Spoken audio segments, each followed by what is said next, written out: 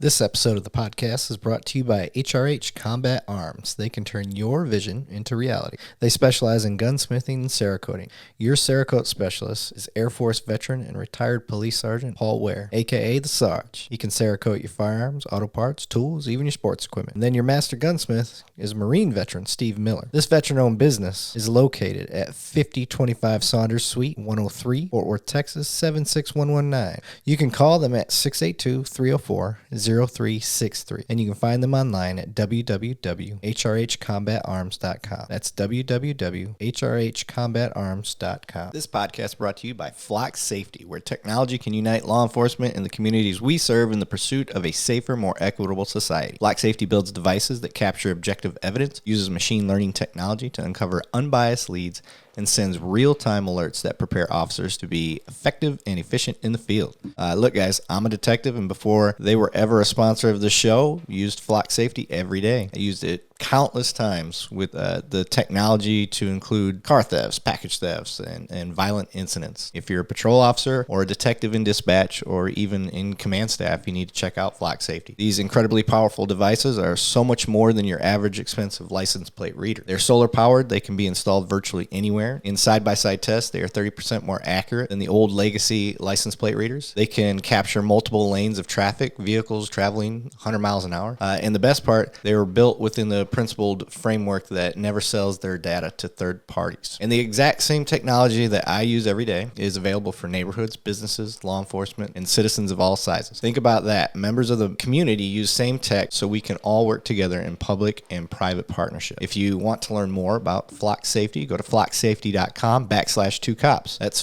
FLOCKSAFETY.com/2 and the word cops, COPS. Flocksafety.com/2cops.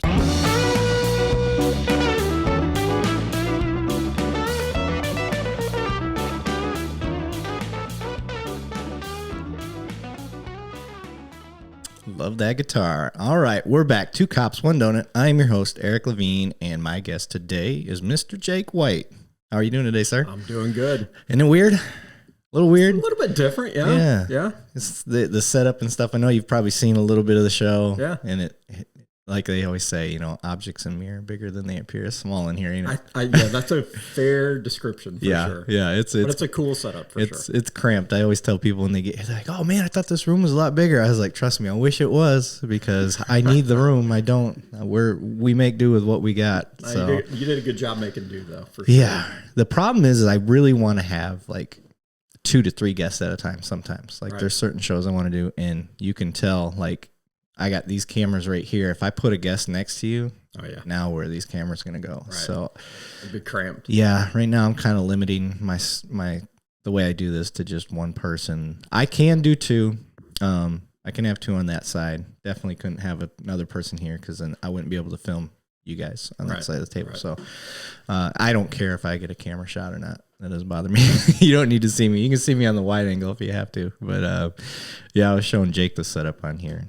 Pretty cool. But today Jake is I'll let you explain how long you've been doing the job and all that stuff, where you came from, how you got there and whatnot. So You're a Texas native? So no, I moved to Texas when I was 15, right around 15. Right.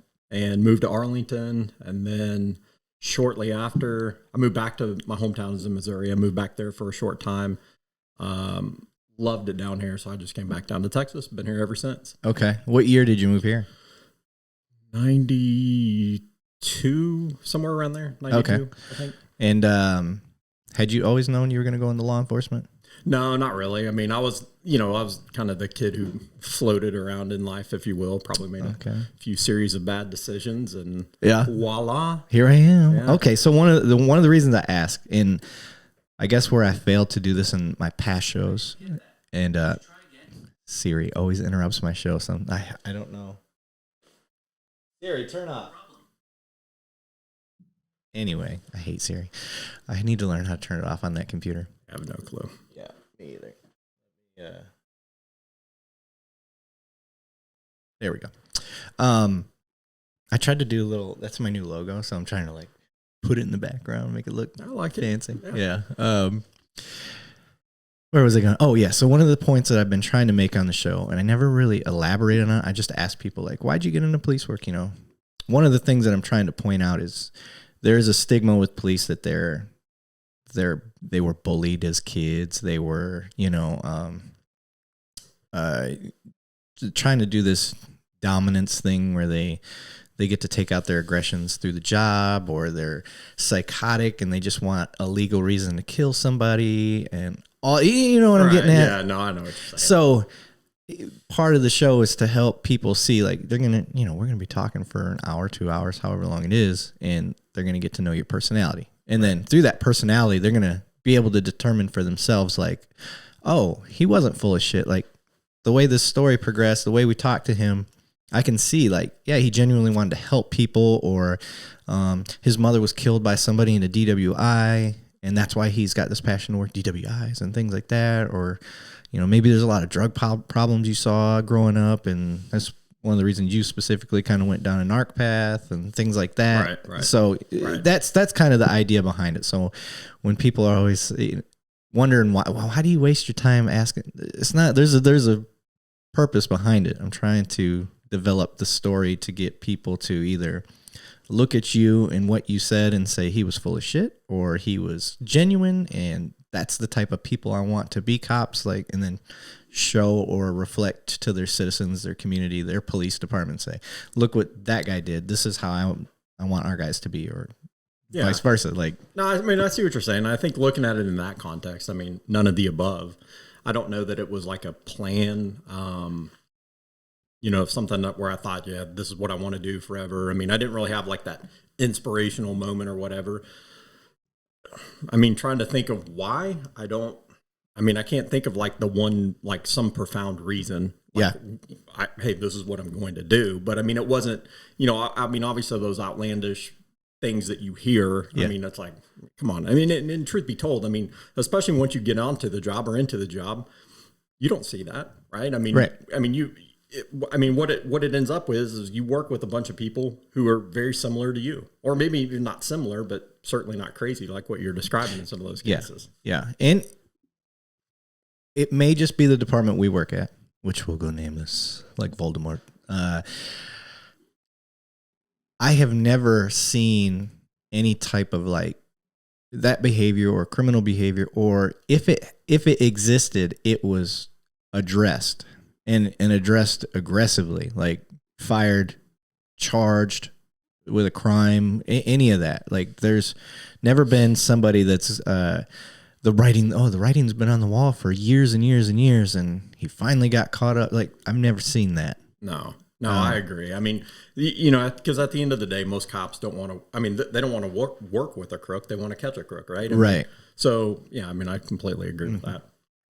I try to tell people that good cops hate bad cops more than anybody, because for sure, we all get lumped in, which is unfortunate. Well, it doesn't matter what state, what city. If a cop does something bad out in California, the cops in Florida feel that. So. Yeah, for sure. But I like I said, I like going down that path of like, hey, we all have different. Like, look at you. You were a paper bag in the wind type thing, man. You're like, oh shit. Good description. Yeah. So I mean, that's the vibe I get from what you tell me. For sure. You did enough just to stay eligible for sports in school, and then lo and behold, you're like, these little 9-to-5 jobs aren't working out for me. I need to do something more fun, and then police work. Bam. There you go. That's it. Pretty much. See, I knew I was going to do police work. I just wasn't sure what aspect it was going to be in. But I lived my life a lot like yours. I did enough to stay eligible for sports. I tried to anyway, and which was baseball and hockey. So played those, and then I tried to go to college. Yeah. I couldn't handle the freedom. Yeah. And I was like, I see the path I'm taking as a dead end. Like, it's not going to lead to being happy. Right. It's going to lead to just being able to take care of my family. Like, or who, I didn't have a family at the time, but that was the trap. And I was like, I don't want to be that guy that works a job just to survive. I want to work a job that doesn't feel like a job. I want to have fun. Yeah. So, first joined the military. Okay. And, because I knew they would be able to help me get down the path I wanted because I couldn't get there on my own. So I went into the Air Force, and they paid for my college, and the rest is history. And here you are. And here I am, right? So, I like it. Yeah. So education-wise, what have you accomplished? I've got a bachelor's and master's degree in criminal justice. And okay. What was the purpose of going after the bachelor's and master's in that particular field? Just because you knew you were going to stay in law enforcement? Yeah, I mean, at the time, I liked it. I mean, I probably had more career plans than what I have now, and it was an opportunity. And so here, 10, 12, 14 years later, whatever it is, I mean, I don't know. Hindsight, is it, was a squeeze worth the juice in terms of the money you spend, things like that? Yeah. Maybe not. I mean, there's a lot of really cool, I don't know, cool. There's a lot of conversations going on right now about that value of education. And, I guess ultimately, is it for everyone? And in a lot of cases, it's not, right? I mean, like there's always been this big push, like go to college, go to college, go to college. But then when you come out of college, and especially by today's standards in terms of the value of it, you might be $250,000 in the hole. Right? Yeah. So it's like, I don't know. I mean, I did it, and I don't have any regrets about it. I mean, I do think it was beneficial to me. I mean, it does kind of change your way of thinking, I suppose makes you more of a critical thinker in some cases, but yeah. So yeah.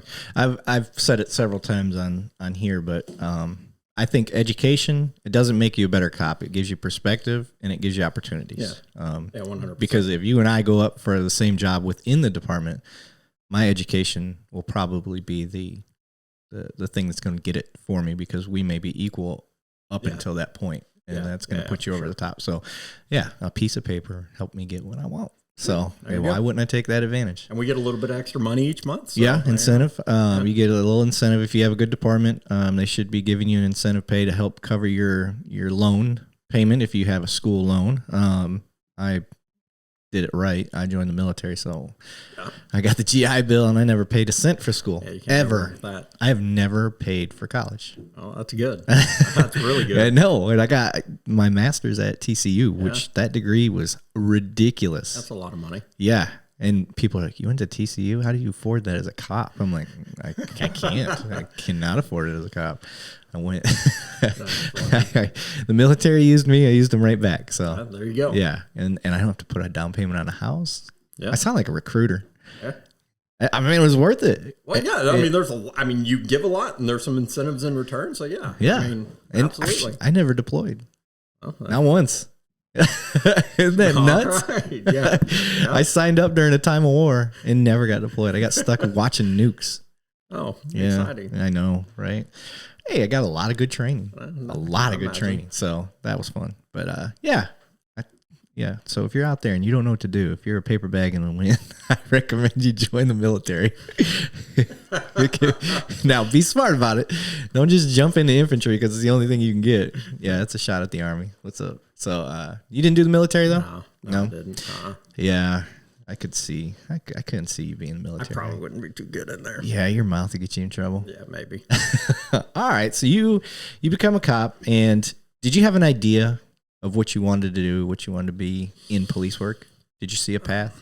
No, I mean, not really. I mean, obviously, when you start, I mean, I don't, then it's like, okay, I just want to get through the academy and then go do the fun stuff out in patrol or whatever. Yeah. I don't know that I had like going into it, not necessarily a career path, if you will, but obviously once I got there, especially, I don't know, not that it's changed significantly, but, when I first went to patrol out of the academy, worked with some like just super awesome cops that are still here, that are, they were the old school guys when I was on, and they'd been here for like 5 years. Right. So you have like this weird view of them then versus now. But obviously, where I worked, the side of town I worked, or the area that I worked, you started to see this, how dope impacted a lot of crime, right? Like how it was kind of at the root of a lot of it. Yeah. So, it was that's what we did, right? We would set up on dope houses. We're still in our marked patrol units. We're sitting 3 blocks away, looking through binoculars, watching some car pull up, a hand-to-hand deal. Car pulls away, you go pull the car over, and then you get like the mother load of like one little crack rock or something like that, right? Right. So, but then like the fun stuff, if you will, I mean, that's where a lot of it would start from, whether it be like a car chase or a foot chase or something like that, or, you know, how sometimes those small arrests led to something bigger. And that totally changed, like my perspective on that totally changed, obviously, once my career was in narcotics. Because then like the small things lead to these huge deals. So right.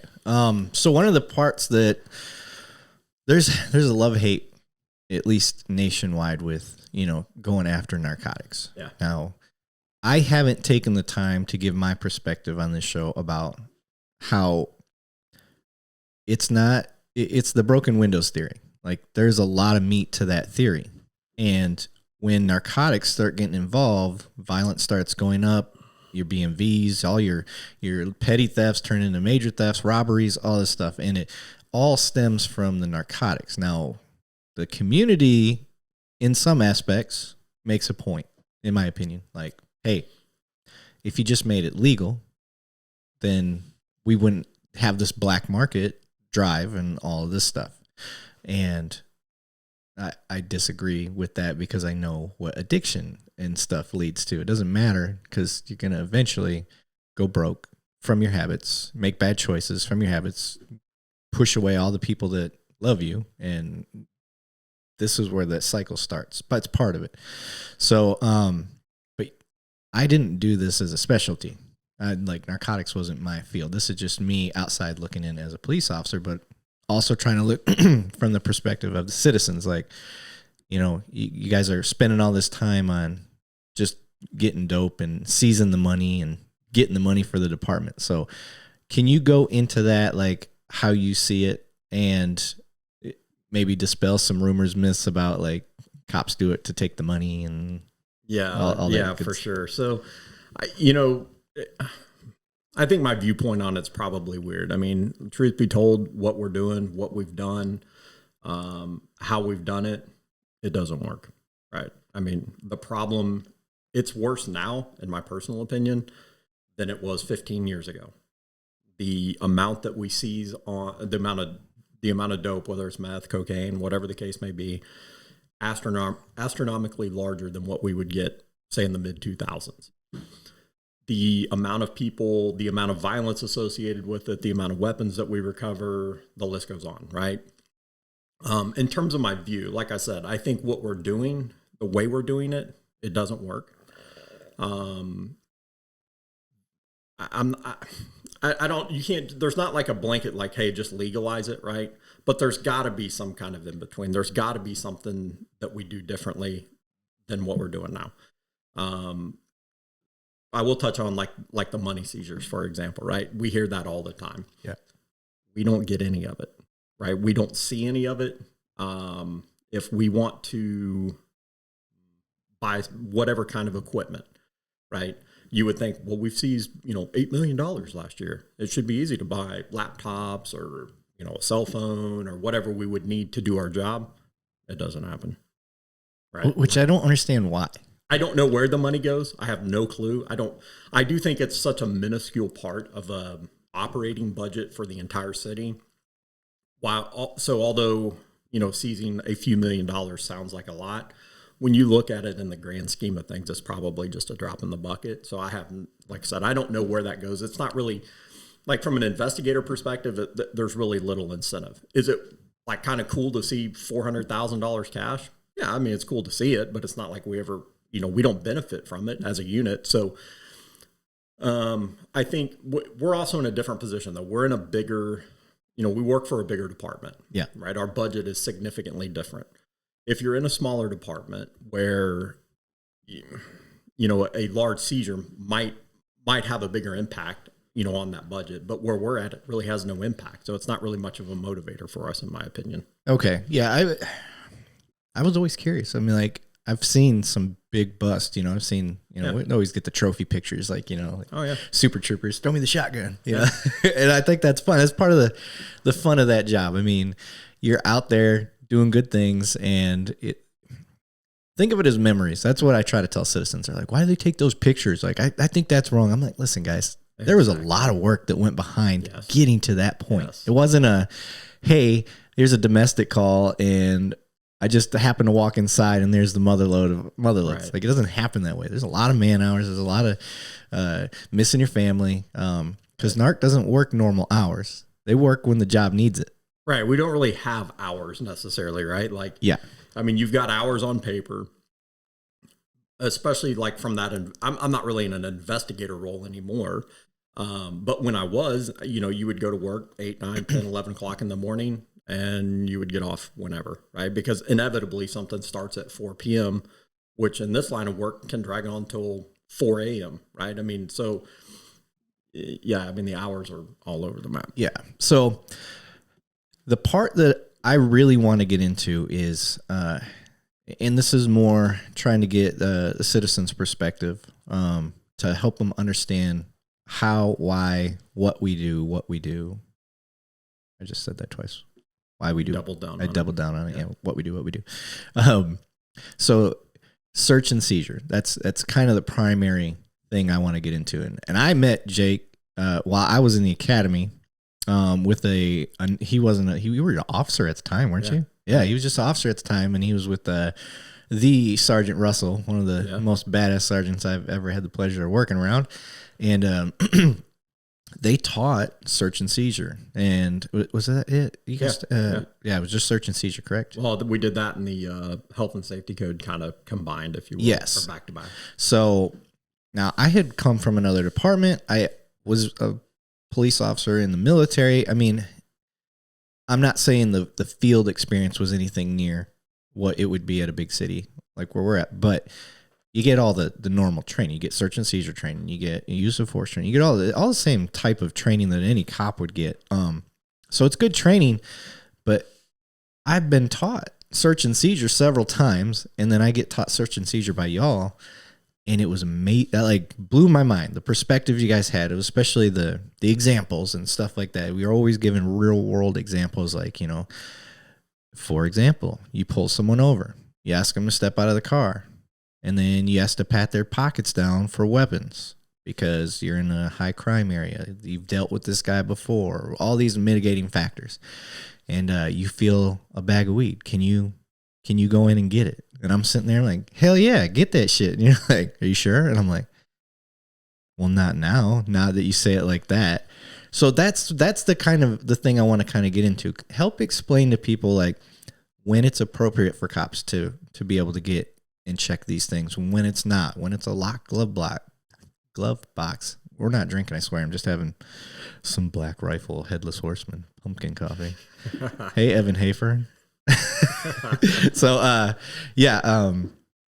kind of go down that, like how you set up the class, because you guys did great. So basically as you know, a lot of those lessons are kind of canned that you put your own spin on, right? I mean, you want to touch each one of the topics, and the easiest way to do that in a classroom perspective is by providing those examples. And even when you were in, we didn't have body cameras or anything like that, right? So it completely changed several years later when now all of a sudden we have videos to show, I mean, you literally have video examples of, this, and it's hard to say you can do this, in this scenario and that scenario. I mean, because everything is so fluid. But basically in that environment, what we do, that's one of those classes where that's your split-second decision stuff, right? Like you don't always have time to refer to your 5,000 page law book and say, can I search this person? Can I run into the house after this person? Whatever the case may be, right? So we try to not overwhelm you guys with the recruits with examples, but give them enough to make them think. And the other thing, I don't want to say that we wouldn't do it to where we designed the class to where it's something you would never encounter, right? We wanted to use examples that were relevant, things that you may encounter on a daily basis. And in fact, a lot of the cops, we gave them that exact scenario 2 years later, they're going to immediately know what to do, right? It's very basic things. Yeah. It is hard, like when you look at like when to search a car, when to search a person, like to come up with those examples. Because what we don't want to do is like ingrain something in somebody's mind but then there's like this one-off scenario that they may encounter where they could have searched a person or should have patted somebody down or whatever the case may be, and they didn't, and it had a bad outcome, right? Right. So, okay. So for people out there, they get pulled over. Officer asks to search the vehicle. Hey, they do this is a strategy of officers. Hey, I pulled you over for speeding. They get your license, insurance, whatever, registration. Go back to the car. They check you out. They're looking for warrants, and they're making the decision if they're going to write the speeding ticket. Well, they're not. They're just going to give you a warning. Hey, here's your stuff back. You're free to go at any time, but before you go, this is kind of a high crime area. You mind if I search your car? Right. And if they say yes, from there, this is a common thing. Like, what are the rules and regulations for us when it comes down to that? They can stop it at any time, right? Oh yeah, absolutely. So citizens can stop it, but we're limited. There's certain things that we need to do. And for example, one of the things I learned from y'all is like somebody needs to be with that owner, right, to be able so they can withdraw consent at any time, correct?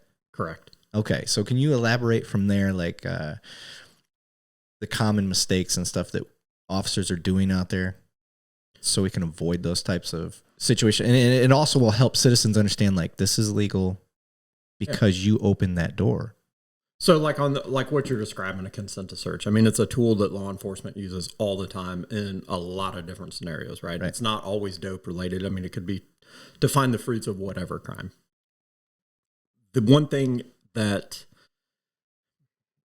I don't want to say it's well, I'll apply it to my own personal, like how I do it, right? Like, all right. I don't just randomly do it. Yeah. Right. Like if I see a car, especially not so much now, but back in the day, if a car left a dope house, they're there for 1 or 2 minutes. Then what do I think they did? They probably bought dope, especially if I saw somebody come hand the driver something, or the passenger gets out, runs into the house for 1 minute, comes back to the car, gets in, they drive off, right? I mean, there's no way to guarantee that they went in there to buy dope, but my suspicions is that what they did. That's what they did. So, once you make that traffic stop, and in this example, you're talking to the driver, and the focus is obviously, I'm trying to think how to phrase this, right? So we see a traffic violation in a lot of cases. Maybe they didn't use their turn signal, whatever. Right. You pull them over, you walk up, and you're like, okay, I want to see if they have dope in the car, right? Yeah.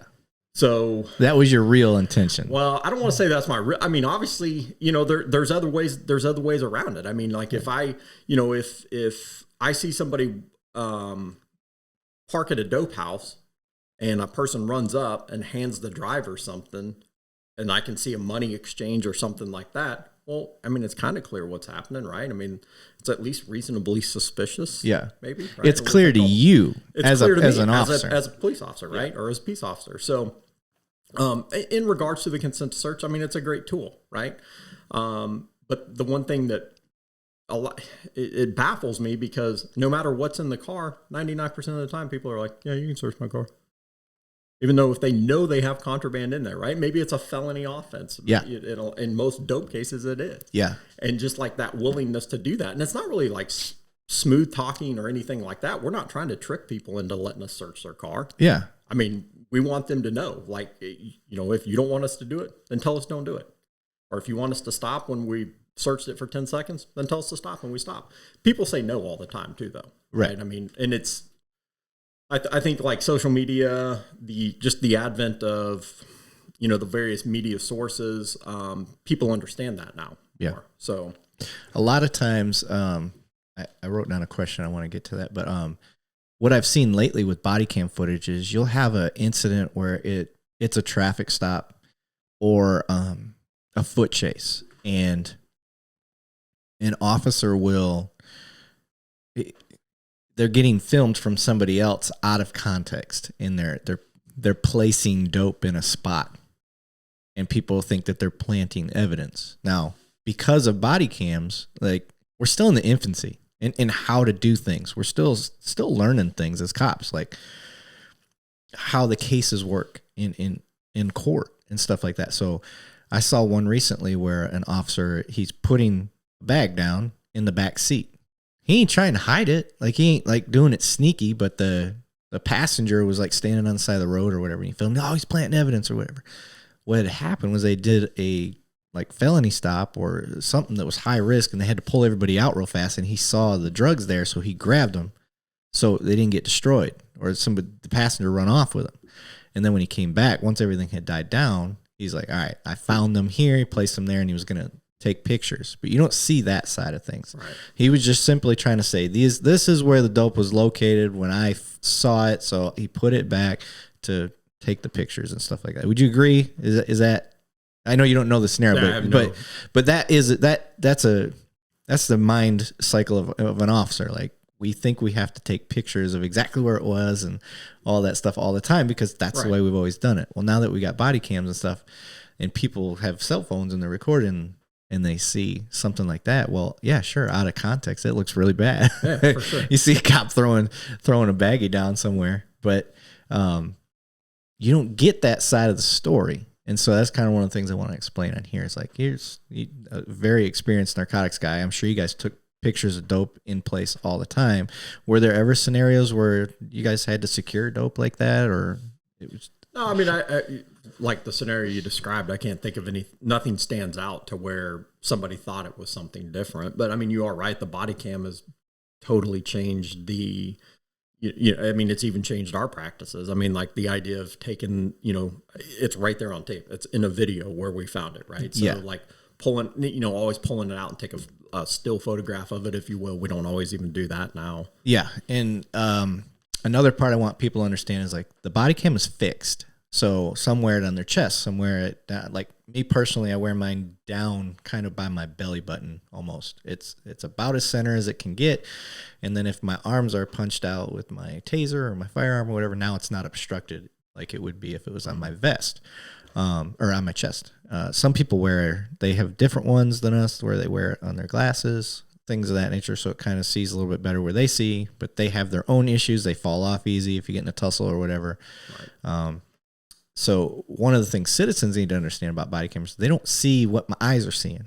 Like I could be facing you, but I look over here to my right and I see drugs. Right. So I'm like, oh, drugs. And I grab them. And now all of a sudden on camera, I'm just looking at drugs. Like, where do those drugs come from? I get that. I get that argument. So citizens out there, if you're wondering, body cameras aren't perfect. They don't see everything we see. And sometimes they don't see things that we're looking at and the camera's looking at. Right. I say this all the time for use of force stuff. His jaw was flexing. He's balling his fist like I could see his hands, like took a bladed stance. Now, we could watch the same video, and you're not going to get that explanation from the media. That's never going to come out. That's not going to come out till court.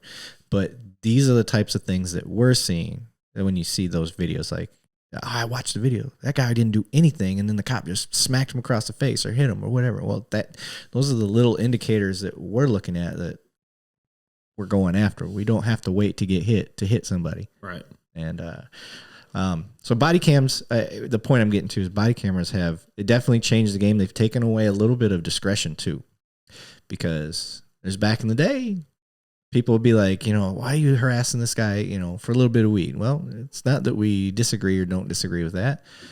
But before body cameras, we may have had a discretion to say, all right, dude, like, you give me some good information.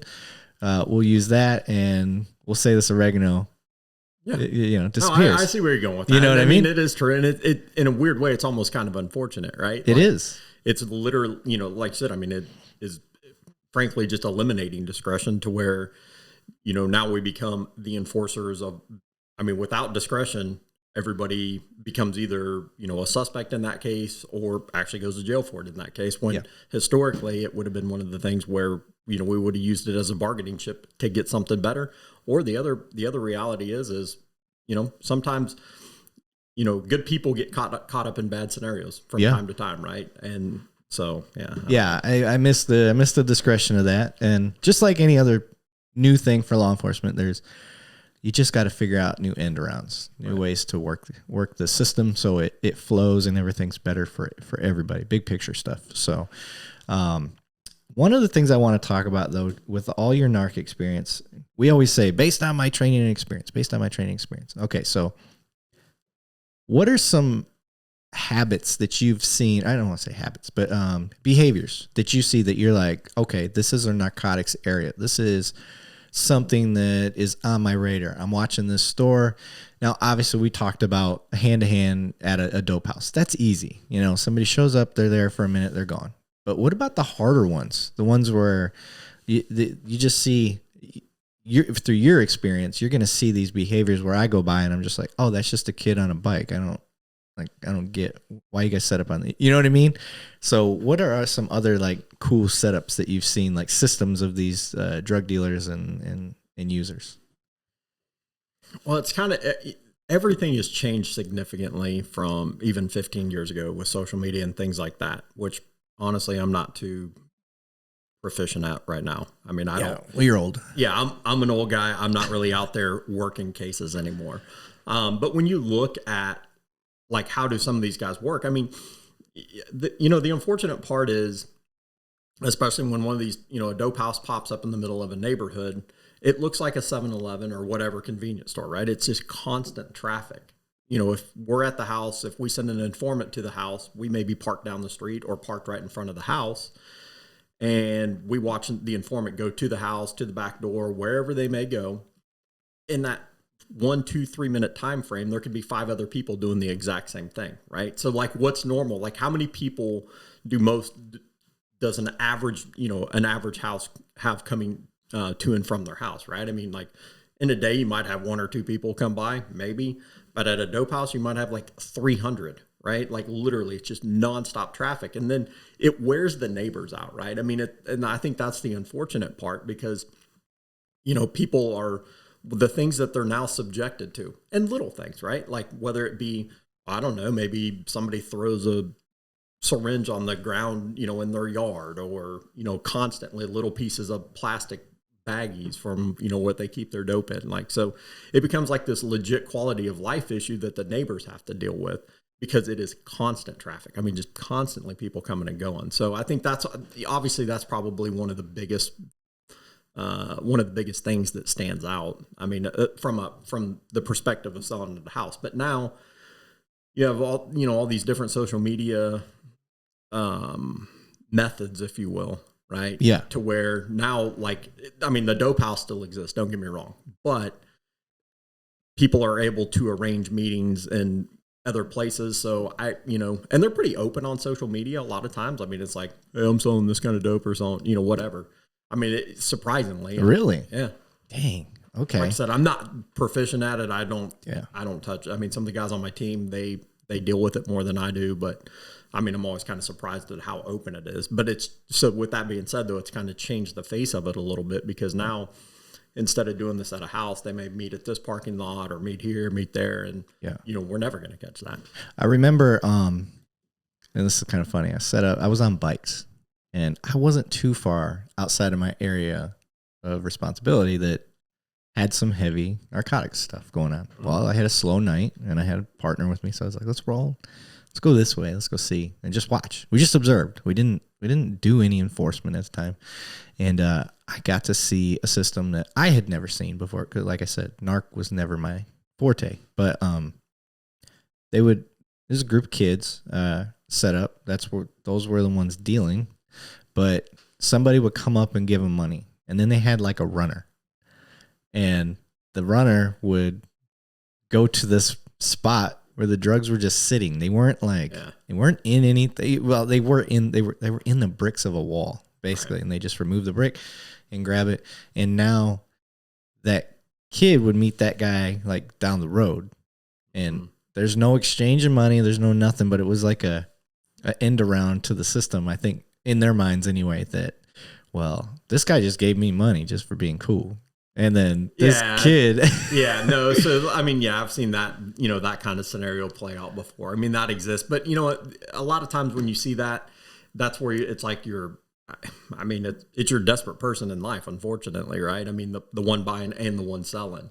Yeah. So, I don't know. I mean, that's kind of the things where I'm like I was telling you before, like, maybe there's a different way we can do things as far as like this whole drug law thing. I mean, because you get so many people wrapped up, you know, like in those scenarios, you know, the ones on the corner or the ones at a store or whatever. I mean, it's sheer desperation is what it is. Yeah. So, Yeah. Okay. It's unfortunate. Yeah. And I thought that was interesting. And then afterwards, they kind of shut down shop. Like, you know, maybe an hour or two later, everything was gone. And I went back and I pulled that brick away and it was still there. Yeah. They don't even take it with them. Right. I was like, what the like, yeah. If I observed this on my first night looking, like, right. How did none of these, like, other, you know, people that are addicted, how do they, like, there's a reason they're not going and taking that dope. Yeah, no, so, for sure. I think that says a lot for the violence, the potential for violence that's there. Because they're not taking it because they don't want to get fucked up, basically. Yeah. So, I agree. And then, the other thing I want to touch on too is when I was growing up and hearing about narcotic stuff from my dad, because my dad did NARC for a while. You hear about the undercover officers that are going in and doing the buys and getting in with these big, you know, organizations and stuff and trying to, you just climb the ladder and stuff like that. You don't hear that anymore. Mm-hmm. You don't hear that at all. What has changed in policing that's no longer, now it's just the use of informants, basically. Like, I feel like the whole enforcement side of that dynamic has just faded away. Is there a reason? Is it a safety thing? Is it that's not the priority anymore? What's the deal? Liability? What is it? All of the above, right? I mean, like, I'm trying to think of how to phrase it without getting too specific, but number one, I will say the idea of what people see in an undercover cop on TV and what's in reality are two different things entirely, right? Like the undercover cop, I mean, if you think about it, they're playing something that hopefully they have no experience in, right? Like they're playing a person that's addicted to methamphetamine or to cocaine. And like I said, hopefully, obviously they're not going to have that experience. I mean, we get, you know, anyway. Yeah. But it's difficult, right? I mean, you get tested if you're an undercover, you know, like when you go into certain situations, people may test you like, hey, smoke this, hey, do this, hey, try this, right? Well, I mean, you can only, like, at some point when you can do nothing, right? When you can pass no test, if that were the case, right? That creates a problem. But I think the other thing, you know, looking back on it, I can't think of, like, there's not been a scenario where, you know, undercover cops are hanging out with dudes for like 8 hours at a time, right? Like you want to get in and get out because it is super uncomfortable. If you go into a dope house and buy dope, it's super uncomfortable. I don't care how good you are. I don't care how cool you think you are. It's like, okay, it's just me in here. I have no idea who else is in this house. Now, granted, you probably have a team of like 10 dudes that are going to like literally save you if you need it. But that may take 1, 2, 3 minutes for them to get there. That's a long time. Right? Yeah.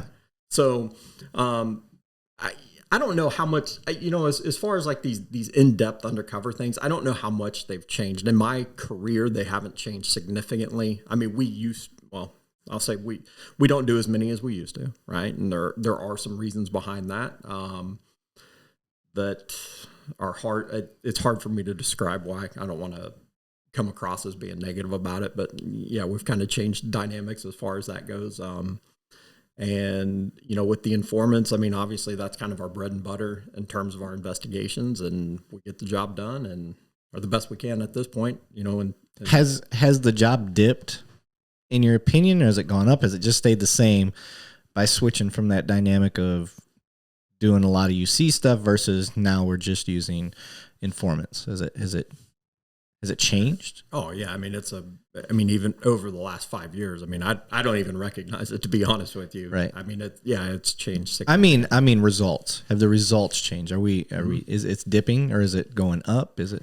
Yeah. I mean, it's not good in my opinion. I mean, a dip. Yes, I would say that in the sense that, you know, we get these like gigantic drug seizures now, or gun seizures, money seizures, all these things like that are, you know, historically correlated to drug trade.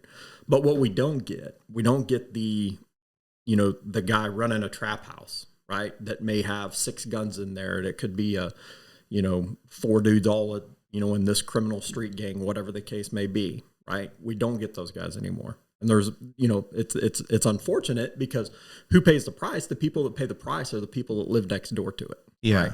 Or the people who live down the street from it.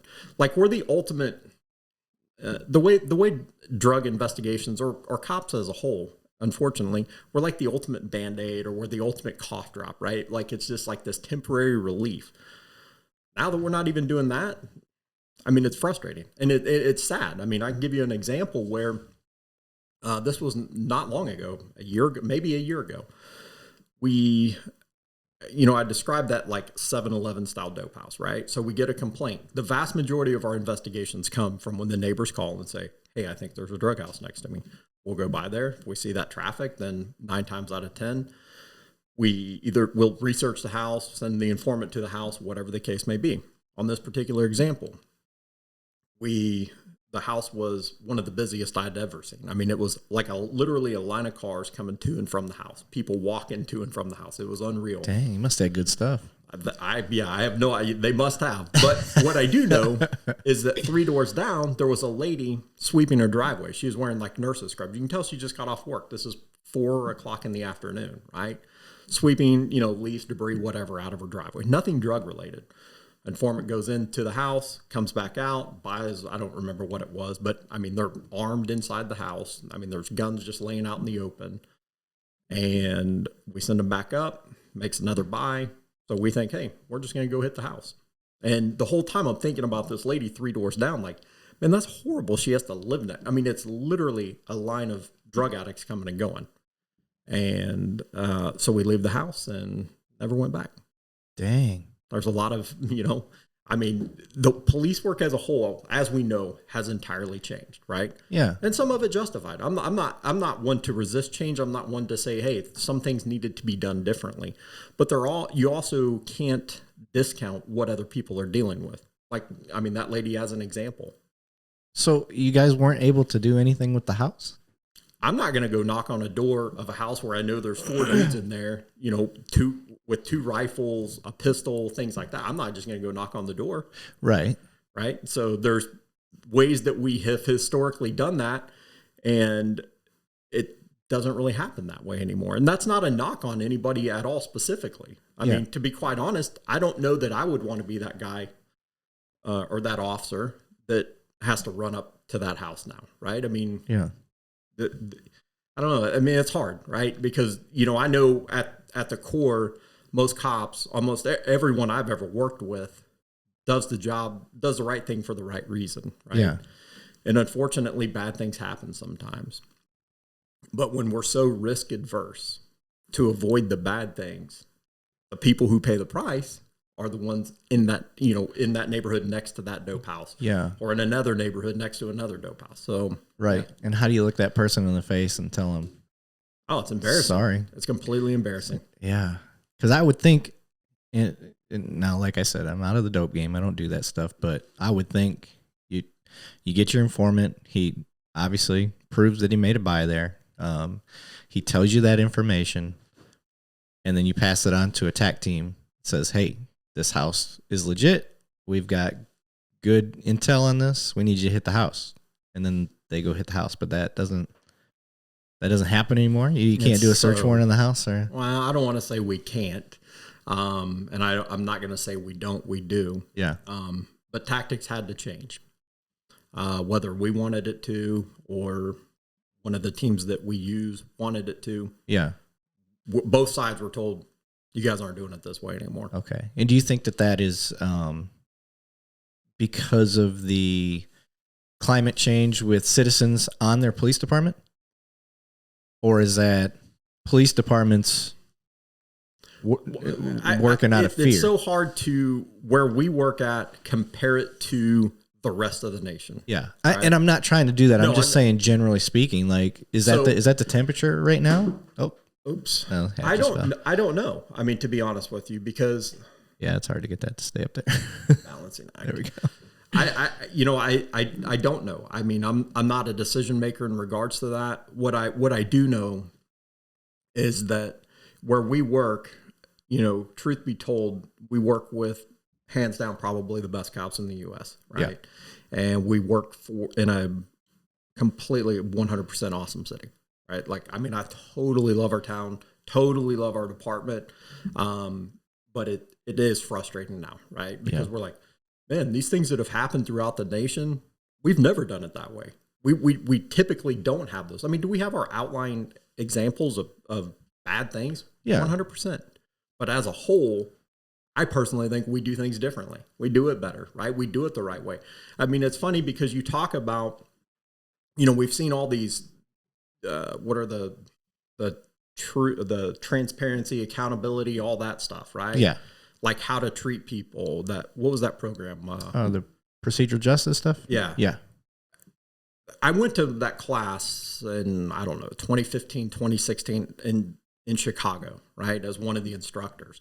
And I'm sitting there, I'm like, man, this is how we've always done it. Yeah. Like I literally, like in 2000, I'm working with cops who, like I said, at the time, I thought they were old school, but even the ones that were old school, I never really saw the cops on our department trash talk people significantly, right? I never saw like this like overt example of like somebody being heavy-handed. I never saw that example, period. So now maybe I surrounded myself with better people. I don't know. Or surrounded myself with good people. I don't know. But, we've always been in that environment where we're at to do just that, to do that, like proceed. I mean, it was crazy watching that. Like, wait, this is a class for y'all? Like, this isn't how you do it already? Right. Yeah, yeah. So but what happens like... That's what alienated our guys is like, why are we being forced to go to a class when we've been doing it this way? Exactly. No, and there was a ton of truth to that. Yeah. I mean, it was kind of, I don't know. Like, I don't know that we were the right fit. They spun it in an example of, well, we want a department that's already doing this, right? That's already doing it this way. So we're using you. Well, okay. But I mean, it was a little, I think there were elements of it that were condescending, if you will. But then from the practical application of that, now when we've shifted the way we do things, when we've shifted tactics that we know work, who pays the price? Yeah. I mean, honestly, you can look at, I would be very interested to know how much of a decline there's been in proactive police work. Because truth be told, I drive in our city every day. The last time I've seen, you might see the random traffic stop on a freeway. Right. But in terms of driving on, whatever road in our town, I haven't seen a traffic stop. Yeah. I mean, we get on the radio and we ask for units to stop cars. It doesn't happen. Yeah. Which is crazy because back in the day, people would fight for it. Yeah. Right. Because it's like, I get to go do all this fun stuff and no paperwork. Count me down. Right. Right. Like dudes are racing to get to us now. Yeah. It doesn't happen. It's like the Cobra activations and stuff like Same that. thing. Like I see the Cobra, I'll hear the Cobra unit like, hey, we got an activation over here. Yeah. Crickets on the radio. Yeah. You're like, what the fuck? Yeah. Which is nice for me. I work in a specialized unit. Right. My whole job is almost entirely proactive. Almost. Right. So that's fun. But I'm a 5-man team, like in a city of 1 million people. So you can only be so proactive. But on the patrol level, what you're referring to, you don't see it, man. And it's sad because that's how for people out there wondering what's the benefit of proactive policing? All you're out there harassing people. No, it is a developmental tool for officers. Like it makes them better cops on your domestic calls. It makes them better cops on your robbery calls, calls for service where they're actually called there. The stuff, the proactive stuff is them going out and learning on their own what works, what doesn't work, how to dig deeper into a call instead of just taking what's there at the surface level, which ultimately, and you can agree or disagree with me, but if liability and stuff like that is a major concern these days, I think you're saving that liability issue by trying to dig and trying to get deeper into something. Because if you're just like, ma'am, are you okay? Did he hit you? No, he didn't. Okay, sir, did she hit you? No? Okay, you guys are both good? Okay, all right, have a good night. And then 10 minutes later, she gets killed. So I've never been one to like correlate police action, police activity, police proactivity to a crime rate, right? Like, I always look at crime as something way bigger than just the police. Yeah. Or way bigger than just the police's problem, which it is, hands down. So I don't know that I ever put a significant impact on, 15 years ago when our department was far more proactive, or seemingly more proactive. Maybe it is, maybe it isn't. I don't know. It just seems that way. There was a significantly lower crime rate. Well, now seemingly there's zero proactivity, if you will, in the grand scheme of things, and there's a much higher crime rate. Yeah. Now, I don't know if they correlate. Maybe they do, maybe they don't. I think they absolutely do. But like I said, I would be curious. Yeah. Like, how much has the proactivity dipped, right? Like, how many, what has like the number of traffic stops? Like, how much has that declined? The number of self-initiated arrests, how much has that declined? Right? I mean, to me, it would seem like a ton. Yeah. Now, again, you're trying to correlate, just a police response to, it would be horrible for the police to take full credit for reducing a crime rate, right? Because then we got to take full credit if it goes through the roof. Yep. So, I don't know. Like I said, I mean, it's a team thing, and that's part of the reason behind this show is I want cops to open up their eyes, because there's cops out there that think we're the make or break. We're the ones that are responsible. Like you said, they're trying to take responsibility for how the crime goes. They think it's all on them, and they become this island. And you cannot do the job without the community.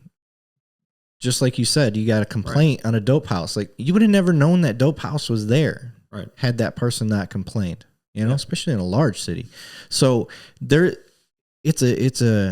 the community needs to understand that. Like, if you're going to be a citizen in a city, you don't get to just sit back and hope everything. It's a team effort. We need each other. And I need citizens to understand that I want your help. I want you to look at things. I don't need you to go, let me be the action guy. I'll go be the action guy. But at the very bare minimum, just give me the intel. Observe, report, whatever it is, but it's this team collaboration. And if we're doing things really well, let us know. Hey, we really like the way you guys are doing things. If you guys are doing things awesome, we're going to let you know. We're going to tell you, hey, keep telling us that stuff. That's the type of stuff we want to know. Or no, that information is there's not much we can do with that, however it is. But we also need to have the balls to step up and go, okay, we've been laying low. We haven't been doing the proactive enforcement because this is the way you guys have been pushing it. It's not working. Here's why. See, here's one thing I'll say. I don't know who's pushing that. I'm just saying if that's the case. I'm not saying if that's the case. Yeah. The thing that I struggle with is I think we're almost like where we work, we're almost isolated from like these societal problems. Oh yeah, as a whole, we're in a fishbowl. Completely. Like I mean, not that I wear a uniform. I mean, and obviously nobody typically knows I'm a cop if I walk in a restaurant, but like we're still in that one city where the two cops walk into whatever restaurant, like 8 out of 10 times when the server comes up, their meal's paid for, right? That story over and over and over. Where you're overtly thanked for your service constantly. Yeah. Yes, constantly. So like, and that's what I think, again, that's the other thing. Like, I mean, I absolutely love where we work. I love our town, if you will. And it's so frustrating to see, like, we know the overt support that we get. So like, where's the driving force behind this, right? Like, who has created this environment where the police are like, yeah, I'm going to go answer calls and that's about it. Yeah. Right. I mean, most cops don't want to do that. Yeah. And I think that driving force is all the shit that we see happening to officers in other states. Yeah. Or other cities. Yeah. I think that's one of the big driving forces is now, chiefs and city council and mayors, they're like, maybe they're seeing the writing on the wall and they think that their city isn't going to understand. But could one also, something else I wonder, I have no idea, but have we seen a rise in cops getting disciplined? Right. Right. I don't know. I mean, I have no idea. Albeit I worked in internal affairs for 3.5 years too long. is there a rise in that? Yeah. Right. Like, and if there is, where's that coming from? Yeah. Who's controlling that? Right. Like, who's causing like this increase in complaints? Don't get me wrong. I mean, if a cop's crooked, by 100%, I don't want to work with them. You don't want to work with them. I don't know anybody who does. Right. Yeah. But this level of perfection that we're expected to perform at is completely unrealistic. Yeah. Right. Like, we make mistakes. We're going to do things, these split second decisions. If it's a mistake of, I can't remember the saying people use, but I mean, mistake of the heart, mistake of the mind. Yeah. That, right. I mean, like, again, we're not perfect. No cop is. Sometimes our mind mistakes, we're going to make those, right? Yep. If you make a mistake of the heart and you're doing something bad with that intention, by all means, I mean, be held accountable. And I'm not saying, don't be held accountable if you violate policy. I'm not saying that, but I'm just curious if there's a rise, right? Like, is there a significant number more officers being disciplined? And now also we have officers, and is there an increase in cops not doing anything, and now an increase in crime, right? Like, I don't know. I mean, it's completely weird right now. Yeah. And I'm with you. I think, I think maybe from a leadership point of view, if you get your leaders to come out, and I'm not saying make a address to the city, the state, the nation, but send a message out or have some meetings at each one of your sectors or whatever, and go, I want you guys out there doing I will have your back. Like, this is, like, just put that message out there. And then when the example times come, you see that effort being put follow through with from the leadership side of things. So I haven't seen that happen. The only place that I can think of is Florida. That one, there's a couple of them. Yeah, there is a couple of them now, but there's a sheriff guy, he's like, why'd you shoot him 68 times? You're like, well, quite frankly, we ran out of bullets. Yeah. You're like, you shoot at my officers, you can guarantee that we're going to shoot back. Like, stuff like that. Yeah. Now, that's an extreme example, and I think most people get behind that, and I get that. But the other times is, it's the little things that lead to some sort of injury. Like you trying to get some guy who will not get out of the street, so you start pulling him off. Try to get him out of the street because he's being a problem, hindering traffic, whatever it is. It's for his own safety, to be honest. And then the officer has to use force, take him down. He bumps his head, slams his head, whatever it is, or it goes real bad and he goes into, loses consciousness or whatever it is. And that's the little things. That's the daily stuff that officers need to know, that, like, I need to be able to handle business, and you need to trust that I'm going to do it with the good intentions. Like, what, I mean, you're in a different role than I am, right? I mean, a different assignment. Yeah. I mean, am I the only one that thinks, like, yeah, cops really aren't doing a whole lot right now?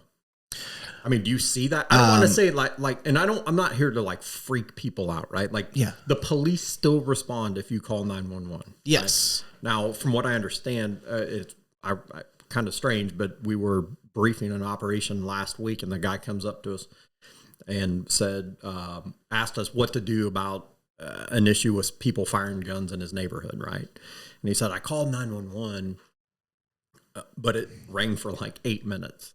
Oh, really? Like something, like just like a crazy amount of time. Well, dispatchers everywhere are having a hard time. I know that. Yeah, keeping people. So see, again, not something I'm used to, right? Yeah. Because, like, we were a well-oiled machine. It seemed like, in my opinion, right? Like, the job always got done, and cops were always out there. I mean, quite frankly, looking for bad guys. Yeah, I mean, that's what they did. But like I said, to me, I mean, maybe people have a different opinion. It just seems like cops are like, I'm not going to expose myself to anything more than what I have to. Yeah, and where I really noticed it at is just even working part-times. Part-time, like, for those wondering, most major cities, like, there's just so many places that want police coverage. Well, you can't dedicate a patrol officer there, and a security guard can't do much more than just observe and report, and then you're going to have to call a cop there anyway. So a lot of cities will allow their officers to work part-time gigs, basically, where they are a law enforcement aspect at a business. And city we work for allows that. I think it saves the city a lot of calls, and it doesn't cost any taxpayer money. So I think it's a smart move to let your cities do that. If you're in a city where the chief's like, no, I don't want the liability. Look, you're actually saving the city a lot of money. But part-time coverage, like back in the day, like everybody was like, you know, I can't wait till I get off probation. I'm going to work part-time, you know, start making a little extra money. And now I can't get people. They don't want to. They won't work. I don't know, maybe it's COVID, but it goes in line with what you're saying about the proactiveness, because I don't see now I'm in a specialized unit. So I'm out there. We're in the field quite a bit, and we have some go-to guys in patrol that we lean on. But the majority of the time, if they're busy and we chime up and they're, hey, can we get somebody? Nothing. Nobody wants to play, you know. And I'm not saying that in a negative way as far as playing, but nobody wants to go out and do the proactive enforcement stuff, right. Which is, it's sad. No, it's literally the but I get it. Problem. I get it. I understand. That's the problem. Like, I don't blame you. Like it's a safe play. Right. Because what we've seen across the nation is you go out and you do your job, and now you've just opened yourself up to the wrong angled camera making you go viral and taking something out of context. And even if you're found not guilty by the end, you've already been dragged through the mud so bad that you're unhireable. And you're not going to be able to do your job. So I don't follow any media source. I don't watch the news. I may read the local newspaper. That's about the extent of my media consumption. I was recently in the local newspaper. Oh, very nice. For good reasons. Catalytic converters. Oh, I did see I didn't read the article. Sorry. It's okay. I put it on the wall, showed my mom. It's kind of cool. It's like, hey, Mom, look. So I don't know, like, these things that happen throughout the nation. I don't know, right? Yeah. Like, I don't follow it. You don't bring that negativity into your life. No, I'm with you. I do the same. I don't. But again, I mean, I always looked at it like, we're different here, right? Like, we do things the right way, if you will. Yeah. Again, are there outlier examples where things should have been done differently? 100%. Sorry, this court. Yeah. 100% things should have been done differently. But all of a sudden, everything changed for us too. And the other problem is it changed with no guidance. You know, just like we woke up and it's like, oh yeah, this job is way different. Yeah. Yeah. I think, I don't know what to do with it anymore. Like literally, I don't know which end is up anymore. Like the route, the tactics we used, the things that we did. I mean, you don't even entertain doing it that way now. Yeah. It's crazy. Yeah. And like you said, it's like this living thing that came across that just developed everybody. And there was nothing, nobody said anything. Nobody was like, yeah, guys, stop doing this type of thing. Nobody said that. It's just, you get the vibe. Yeah. And you're like, I can't do this now because, but I think a lot of that stems from the media. Just, you know, if it bleeds, it leads. They portray it a certain way to get more viewers, and I think that's its own monster that's grown out of control. Yeah, that's possible. Like I said, I mean, the good thing is I don't follow it. I don't want to, you know, I mean, I have other things I'd rather fulfill my time with, if you will. So yeah, I agree with you. I'm trying to think of some of the new tactics that I've seen out there. As far as proactivity, the camera system, that's a new one. That's a game changer. That's a different way. Yeah. You were talking about, somebody said people are firing guns off. There's a new system that's going to be in conjunction with the cameras. So that's cool. That's this little thing here. It's called, I think they call it, they name everything after birds with flock. This thing's called Raven. So basically this thing will detect the gunshot. That's what that is? Yeah. Like just a model of it, or? Yeah, it's just a model of it. That's what it looks like. Yeah, it's not the actual. Why would you have that in your house? Yeah, right. I fire the gun off a lot inside the house. And then the camera system itself will turn, like pan to pan to wherever the sound comes from. And it's not like it's new technology. Gunshot recognition stuff has been around for a long time, but it's gotten better and better and better, and now they finally figured out a way to do that. That's what makes this particular one unique, is it works in conjunction with the cameras. It's crazy because even our office, like everybody in there, the investigators in there have, I don't know, they always have it on their laptop, right? That website open, and it's always like something scrolling through, a stolen car, a murder suspect, or whatever, like crazy things. Like, yeah. I mean, it kind of, I don't want to say it takes the fun out of it, right? I mean, it's a great tool. I mean, it works. Like, it totally does its job. I'm sure there's an increase in the amount of stolen vehicles that have been recovered and like legit bad guys that have been caught. I'm sure there's an increase in that just from that technology itself. Yeah. So it's pretty cool. So what I was leading to with this, with you talking about the less proactiveness, this has actually sparked a little bit more proactive policing, which, is it proactive? Is it not? I don't know really what to call that, but it has sparked officers a lot more, because it's very rare that you hear a flak hit go off and an officer not chime up. Now, if they're all busy, then that happens. But the one unit that needs to back the fuck off on that stuff is NARC. Leon, I get out of them. There's a lot. There's a lot of them. I mean, like I said, I know. And they there is kind of an advantage because, I mean, if it's a stolen car or whatever, they'll respond to the area. Yeah, set up and lead. Yeah. So, and with the idea or with the thought of, maybe, I mean, albeit car chases are fun and things like that. Yeah. They can be dangerous, and they're certainly dangerous to, the motoring public, if you will. So one of the advantages is they can kind of flood that area and hopefully make that arrest before it turns into that. Well, my argument is that's what my team does. You tell us, we'll get over there. Well, go catch some dope. So that's funny you said that, because that was one of, like, we've talked about specialized units and kind of their role. Yeah.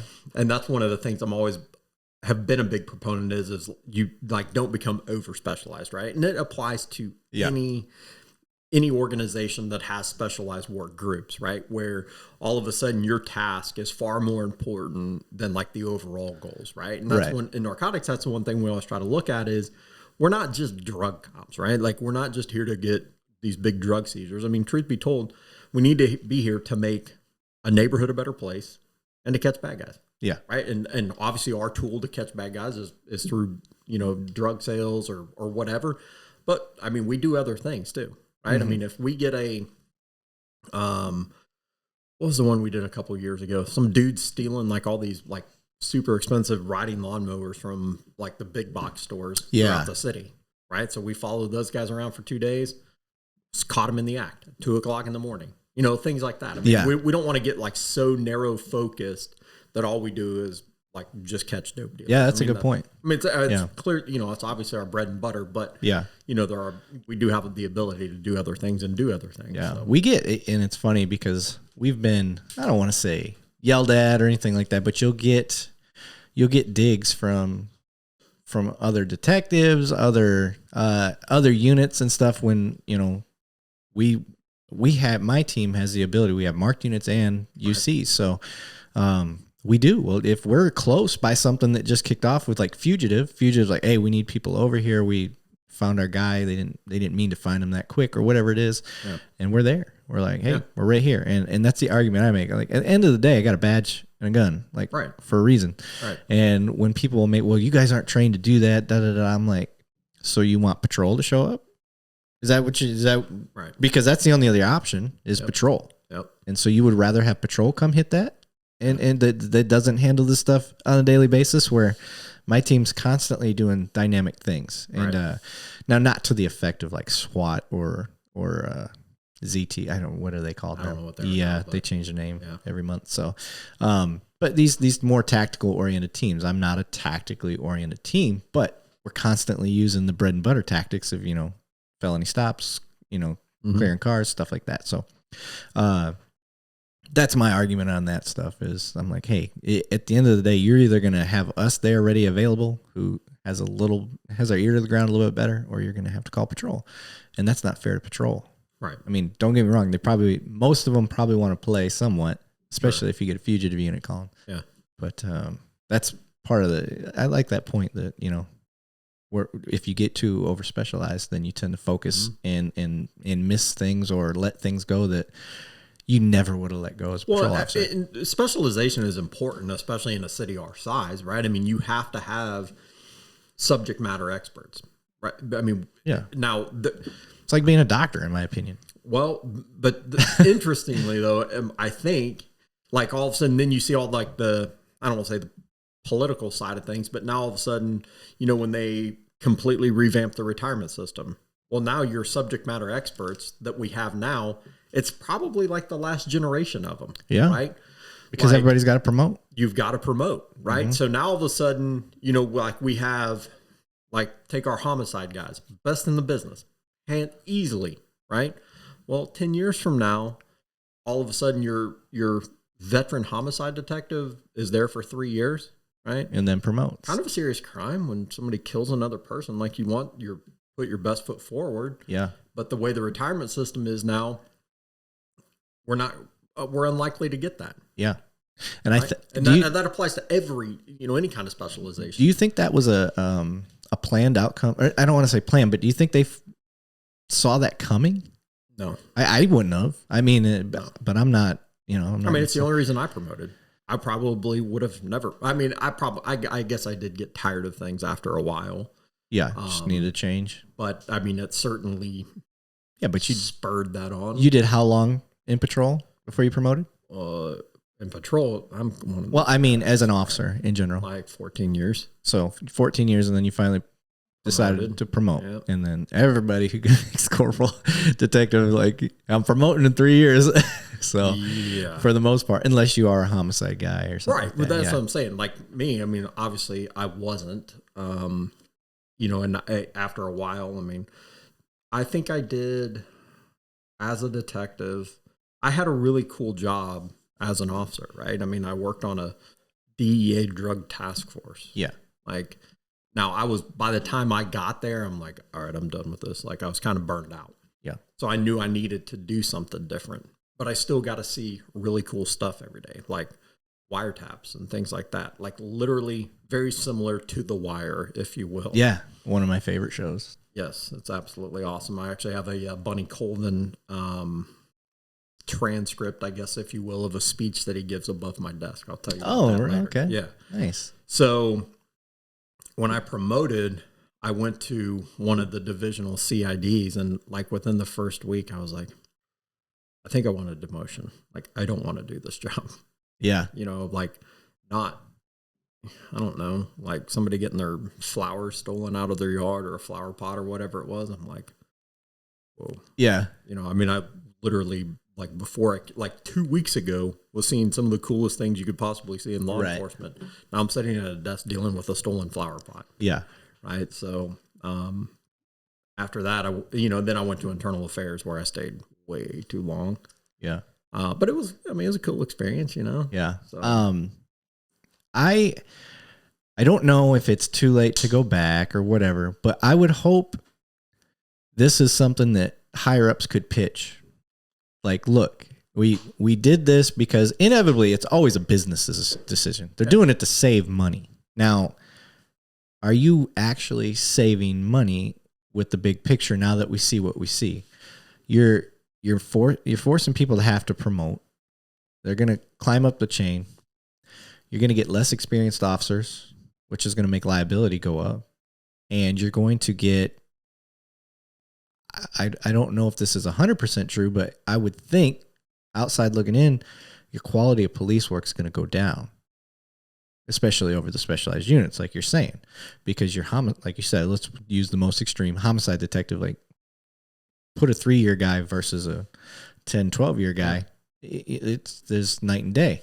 So, and the best you're going to get now, for now on, once all the old heads are out and it's done nothing but the new generation, your quality of work is going to dip significantly, in my opinion.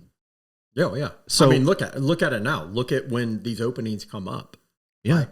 Not saying that bad people like I mean, the people that put in are I'm sure well deserving of whatever spot, but it's not like that coveted position anymore, right? Yeah. Like, and none of them are, which is crazy. And then, like I said, so 10 years from now, I don't know. I mean, I don't, you take SWAT, you take homicide, all these spots that were like highly coveted, and like, the dudes and the male and female officers, the cops that go there were all great, right? Mm-hmm. I mean, they do awesome work.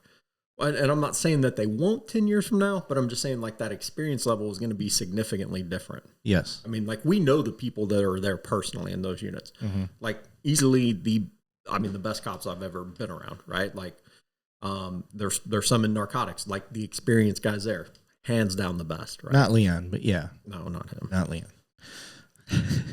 So I hope he's listening. So do I. Yeah, never mind. Anyway, like I said, that's just that one thing that's going to diminish or likely to diminish. And it's all because of a retirement, right? Mm-hmm. A change in retirement. Like it's that unintended consequence, maybe. I don't know. Yeah. And just like the whole reason for losing proactiveness. I mean, it's just something you can't put your finger on one thing, but with this, we can put it on the retirement. Oh, yeah. I think for sure we can put it on that the retirement is the catalyst for inevitably the quality of work and filling spots and all that stuff. Now, the counter argument has always been, we need more people in patrol. I think they do. But part of the specifically with cities like the one we work for, when you compare it to Baltimore, I use this example quite a bit, but same size, similar population, maybe even a little bigger. No, I think it's actually about identical. And they've got 3,500 cops. It's more than double, right? Than a city like ours. I think and I could be wrong. I don't know. I mean, I've never looked at it, but it just seems like 20 years ago in patrol, there were more cops on the street then than there are now, and our city's almost twice the size. Yeah. Right. Like, I mean, and we do. Like law enforcement, again, we've become the Band-Aid or the cough drop, right? This temporary solution to every one of societal problems. Yeah. And so now all of a sudden we have a specialized unit for everything. Yeah. Right. Yep. And I mean, we're the ultimate jack of all trades and a master of none. Yeah. And that's frustrating. One of the other problems I see though is a city like ours could say, we swear you off, you get your extra 1,500 cops right now. Hire them. You can't get them. You can't you can't get the people. Yeah, then we missed the boat on that for sure. Yeah, I mean, people, even if they did. Yeah, so that's the other side of the coin where people are like, well, we don't have enough cops. Listen, even if we get approved for 3,500 cops, we can't get the bodies. Can't get the people to join. So it's another significant issue that I don't know how to fix. Well, and we, like a lot of times, specialized units take kind of the brunt of like, it's because of you guys, we have nobody in patrol. Our unit's probably half the size it was 15 years ago. Yeah. Right? Like, I mean, it literally is a shell of what it was. Right. So I don't know where everybody's going. Like I said, I mean, I do think there's that element to where everybody, there's a specialized unit for everything, which I think is super unfortunate, right? Yeah. Like, because it's unfortunate if they're not producing. I mean, yes and no, because so my thought on it, like, it's almost, it seems like it's insulting to other professions, right? Like, we can't solve, we're having an issue with a homeless problem. Just put the cops on it, right? Yeah. We're not social workers. We have a problem, mental health is a problem. Just put the cops on it. We're not psychologists, psychiatrists. Right. What good does it? You want me to put that guy in jail? Right. That's about all I got. I mean, literally everything. So it's almost like, I don't know, like I said, it's almost insulting to like these other industries, whether it be, or other professions, whether it be social work, whether it be, mental health. I mean, animal control. Yeah. I mean, like we're literally, like my view of cops is we are the ones who, our role, pretty narrow. Yeah. We put bad guys in jail. Yeah. Right. Like, and I'm not saying, Don't be involved in other things. I mean, I do like the community aspect. I mean, we've always done that, and there's always room for improvement. But when you spread us out so thin to address every single problem, now we can't even do the bare bones basics. Yeah. Right? And then the answer is, well, we'll give them the training to do it. Right. How many hats do you want me to wear? I'm not the police wear multiple hats guy. Yeah. Right. Because I think it's insulting, one, and two, that's not what they're designed. That by design, the role of police in society is not to wear multiple hats. Right. We enforce traffic laws. We enforce criminal laws. Ideally, when somebody hears whatever noise in the backyard at nighttime and they freak out and call 911, we're there very, very quickly. Right. Yeah. And if there is somebody, we put that person in jail. But like, we're not, at least me, I'm not a social worker, right? Like, I mean, I'm very empathetic towards people who struggle with whatever kinds of addictions, but I'm just not equipped to handle a homeless problem or, a mental health concern. Like, I'm not equipped to do that. And guess what? Some 40-hour class, that's not going to make me any better. Right. Right? Like, I mean, a 40-hour class, which is going to be more than likely taught by somebody who has a little more experience than 40 hours, in terms of like an academic environment, is not going to teach me how to adequately address somebody going through some mental health crisis. Yeah. Right. The people who address that typically are called doctors, right? Not a cop. Yeah. It's crazy. Who's got 6-8 years just schooling alone, not to mention practical application once they get their position. Yeah.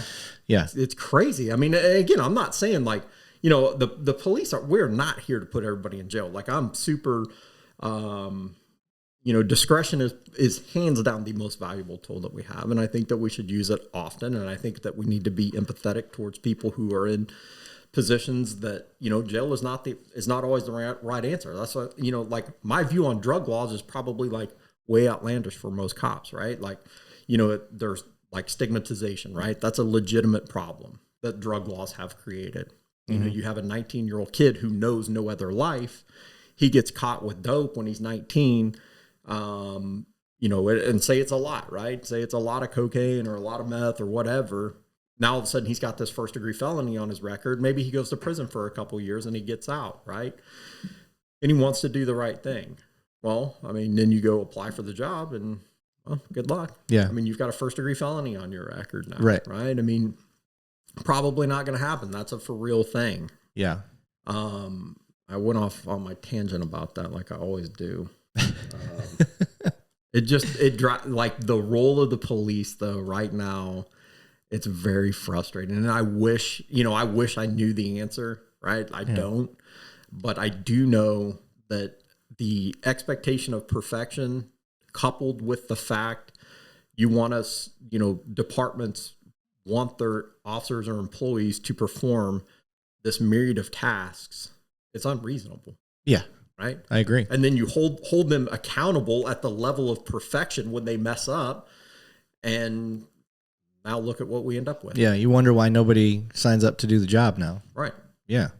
And we're talking in an area that's very pro police. Super. And that's the other thing that really sucks is because, like I said, our city is, I mean, sure, I'm probably a little partial to it, right? But it's awesome. Yeah. Like the people that live there, awesome. Yeah. Like, I mean, truth be told, as a whole, the people who live there are awesome, right? Yeah. And it's like one of those things where you don't want to like always be the Debbie Downer, like, y'all know the cops here don't do anything, right? Like, you don't want to say that. And that's not true. I mean, the cops still do things, but we could do things. It just seems like we could do things better. Yeah. We're spread thin. Yeah. And it's not that you're just partial to the city you work in because you work there. I mean, it's backed by action by your citizens versus the department, the state. Let's just say Michigan in general. For police sucks. One, it's a primarily non-supportive of police state. And that's through action. And what I mean by that is a lot of departments, and I've got several family members that are doing this right now. A police department can't afford to hire you full-time. So they'll hire you as a part-time officer to avoid paying you insurance, to avoid all the benefits. So you will work for multiple departments. You'll work for 2 cities just to be a full-time officer. That is ridiculous. That's crazy. Yeah. Most departments don't put you through an academy. You have to pay for your own. Right. And then it's not like an academy that's made for your department. It's an academy that's a general academy just for the state, just to get you state certified, basically. And to me, that's really sad. And people are like, "Oh, the citizens support y'all." No, you don't, because if you did, this wouldn't be an issue. That money would be allocated for your police departments towards that type of thing. Because right now, I had a cousin that showed up to the department on duty in the other city's uniform. He got them mixed up. That's crazy. Well, I mean, the culture of cities, culture of departments, culture of, I guess the culture of city and culture of departments is important, right? Yeah, talk towards the mic. Talking at sorry. There you go. I told you I'd do that. The culture that you create is important. And when you have that, that, the term I'm looking for, like that, where how do you create a culture, right? If you're like, well, I'm here this day, or I'm here Monday through Wednesday, and here, Thursday, Friday, or whatever, that's unfortunate. And, and that's one of the awesome things. We don't have to deal with that, right? Like we don't, like I said, I think we're very fortunate where we work. I mean, I have no like specific complaints per se, about my role and about the things that I've done. I mean, I've had a great career, and it's almost going home time, if you will, and I'm excited about it, but it just is going to end differently than I thought. How many years you got now? 21. Damn, you're old. Yeah, kind of. You gonna quit at 25? I don't know. Okay, I wouldn't. No, I mean, am I going to quit at 25? For sure. Are you? Okay. I mean, I get you. I'll leave it at that. All right. But yeah, I understand. That culture up there is a norm now. Like that is so, what's the word? Adopted, I guess. That it's been the normal for so long now that like that to them, like if they hear how we do police stuff down here, because I tell them how we do things, and they're like, "What? They put you through an academy? They pay you while you're in the academy?" Right. And you think of the product that you're gonna get up there versus places like down here, and I want all places to be just as good as where I'm at, if not better, all across the nation. So part of the show is like, if my words make your department have a little like self-conscious issue, then good. I want you to get better, and I want your citizens to start recognizing like this is the product you could have versus the product you guys do have, and there's ways to fix it. It's not that hard. It's just, I know specifically, I'll give you an example. Patrol vehicles with 200,000+ miles on them, heaters not working all the time, cars will stall out, whatever. The city had put in a millage. I think that's what they call it, a millage. Basically asking just for money just to fix the cars, and the millage got voted down. I mean, those are things that we're not used to, right? Yeah. I mean, like our equipment, I mean, it's always been, since I'm, 21 years, whatever. I mean, it's always been awesome, right? Like there's been a lot of things. We've never had that experience. And I don't know that it would ever get to that point where we're at. I do know that it's, it's frustrating. Like I said, I mean, there's cops leaving, that don't ordinarily leave at this point, right? Because it's like, man, I mean, I don't want something to impact the rest of my life. At the end of the day, right? And sometimes cops hate this, but I mean, it is just a job to a certain degree, right? I mean, it may be a calling, it may be something you really like to do, etc. But when you think that you're bigger than the organization, right? When you think that, oh, this place will crumble the day I leave, it baffles me. I mean, I've heard people say that, like, well, I don't know what they're going to do when I retire.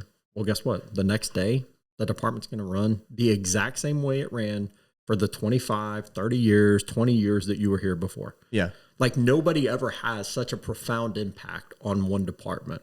Except Cowboy. On a community, right? Like, no, but he's like the prime example. Yeah. Like again, we're in this class for what? I mean, like we literally have neighborhoods who know cops or did. They don't now. Yeah. Right. Like we totally got, I guess we have the beat concept on paper or whatever. Again, I'm not out there, but I mean, I do know that it's seldom that neighborhoods know their cops. They may know their MPO, but they're not going to know their younger officer on second shift or midnights or whatever the case may be. I mean, that's a thing long gone, unfortunately. Yeah. Like that cowboy, mentality or personality that everybody knows. Yeah. And for anybody wondering what I meant by cowboy, there's a guy, he retired just shortly after me joining where I work. And to tell you how big of an impact this guy had in his beat, just this year, I got a call from somebody telling me that they had to call Cowboy. He's been retired for years. Mm-hmm. They had to call Cowboy to the scene to come talk to somebody because they wouldn't talk to anybody else but Cowboy. And it ended up helping resolve some sort of possible barricaded person or something like that. But it was the guy that said he'd only let Cowboy come out. They were dealing with his son. Yeah. And so like, that's how deeply enrooted this guy was with the community. And that's what you want, ideally, if you can get that with all your officers. But, when you're stretched thin, you can't do that. When you're stretched thin, and then, like, again, going back to the retirement thing, I mean, you're not going to have career patrol guys. Yes. Yeah, and that's the other thing. Yeah, you're not going to get people staying in patrol. Back in the day, you knew all your big-time patrol guys, and, I can only name maybe one off the top of my head now, Johnny Cox. Yeah. That was one of the guys I was talking about earlier, like one of the 5-year guys that I thought was, like, super, and I, truth be told, he was experienced. I don't typically correlate experience and tenure because, you could do nothing with your time in. But he's one of those examples. He's another guy where 20 years ago, he's doing police work the way that, we're being told to do it 20 years later. And that's what I'm saying. I mean, we go to this class or whatever, and it's like, no, we've been doing that for this long, right? I mean, like, put a body camera on Johnny Cox 20 years ago, and you're going to see exactly what you want us to do right now. Yeah. It's crazy. Yeah. And I think police work, it does the, ebbs and flows. Man. And I think the winds are going to change soon enough to where the request from the citizens is going to be like, we want you guys enforcing this way. And we're going to look at it and be like, oh, that's the way we used to do things. And they're going to repackage it, call it something different. And, back in the day, there was weed and seed and different things. And now they're going to call it whatever environmentally friendly title they can give it. The bigger city to the east of us, on their chief's Twitter page, or I don't remember where I read it, but he used that term just like a month ago. Weed and seed? Yeah. Oh, okay. Yeah. But I mean, another example though, it like the culture over there seems to have shifted. I don't work there. I don't know anybody who has worked there. But what I do know is, in terms of a cultural change, like he seems to be more proactive, right? Like, yeah, hey, crooks, we're not going to put up with this. We're actually going to come, like, try to catch you. Like to where if you look at, again, everything's social media driven, right? So you look at, the leaders of these organizations. The one to the east of us as an example, I mean, it's not going to be uncommon to see him posting a picture of a couple Bearcats and, their SWAT team or whatever they're called over there, and parked in front of what appears to be a dope house with the hey, good job, guys. I mean, this is what we got. And, one of them, for example, it was that picture. It was the Bearcats, the armored vehicles that the tactical teams use. And the caption was something to the effect of, hey, good job, SWAT and NARC. We arrested X number of people, recovered guns, and then it was landlords were coming, you're next, because we've been here 5 times this year. I'm not quoting exactly, but it was something along those lines. Yeah. And then you look at our department, and it's like, I don't think anybody's told the people in our department, like, you're not like Bob Odenkirk or something, right? Like, these comedians are comedians for a reason. Yeah. You're a cop. Like, so your failed effort at comedy is just that. But then it makes us all look like idiots, right? Yeah. So I don't know. Like I said, like, I wish cops would just stick to cop shit. I gotcha. Right? Like that's my ultimate pet peeve. But anyway. Okay. I hear you. So I shouldn't do this podcast. No, it's a podcast about cops. I mean, you're not doing it about, you know what I mean? Like you're not minimizing the role. I mean, you're literally here saying, hey, community, this is kind of like from the other side of the table, if you will. Yeah. So it's way different. Yeah. And I'm going to change it up. I finally got some community leaders, stuff like that. Awesome. Yeah. So I'm going to have some not so friendly, police friendly people on, kind of give their side of things and stuff like that. So looking forward to that. But no, I understand what you're saying. And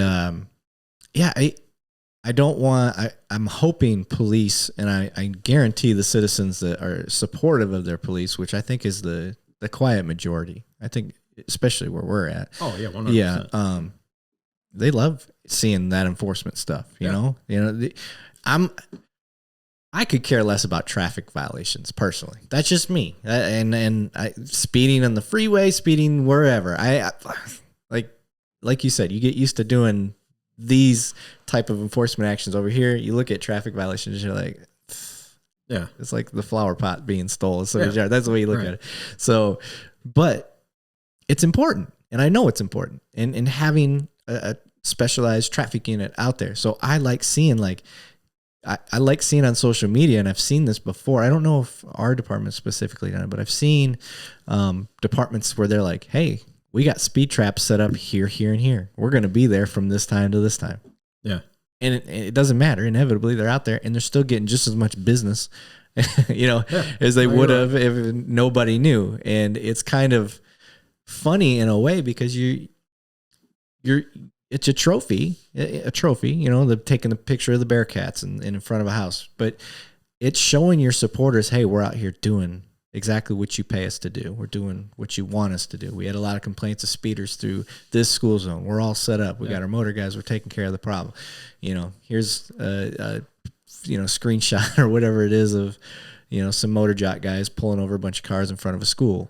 Yeah. However you want to put it. Now, you're going to piss off the people that you're pulling over because nobody's ever happy when they get a ticket, but it's your fault. No, you're right. You're right. So I like the idea of showing off your work when it's cop related stuff.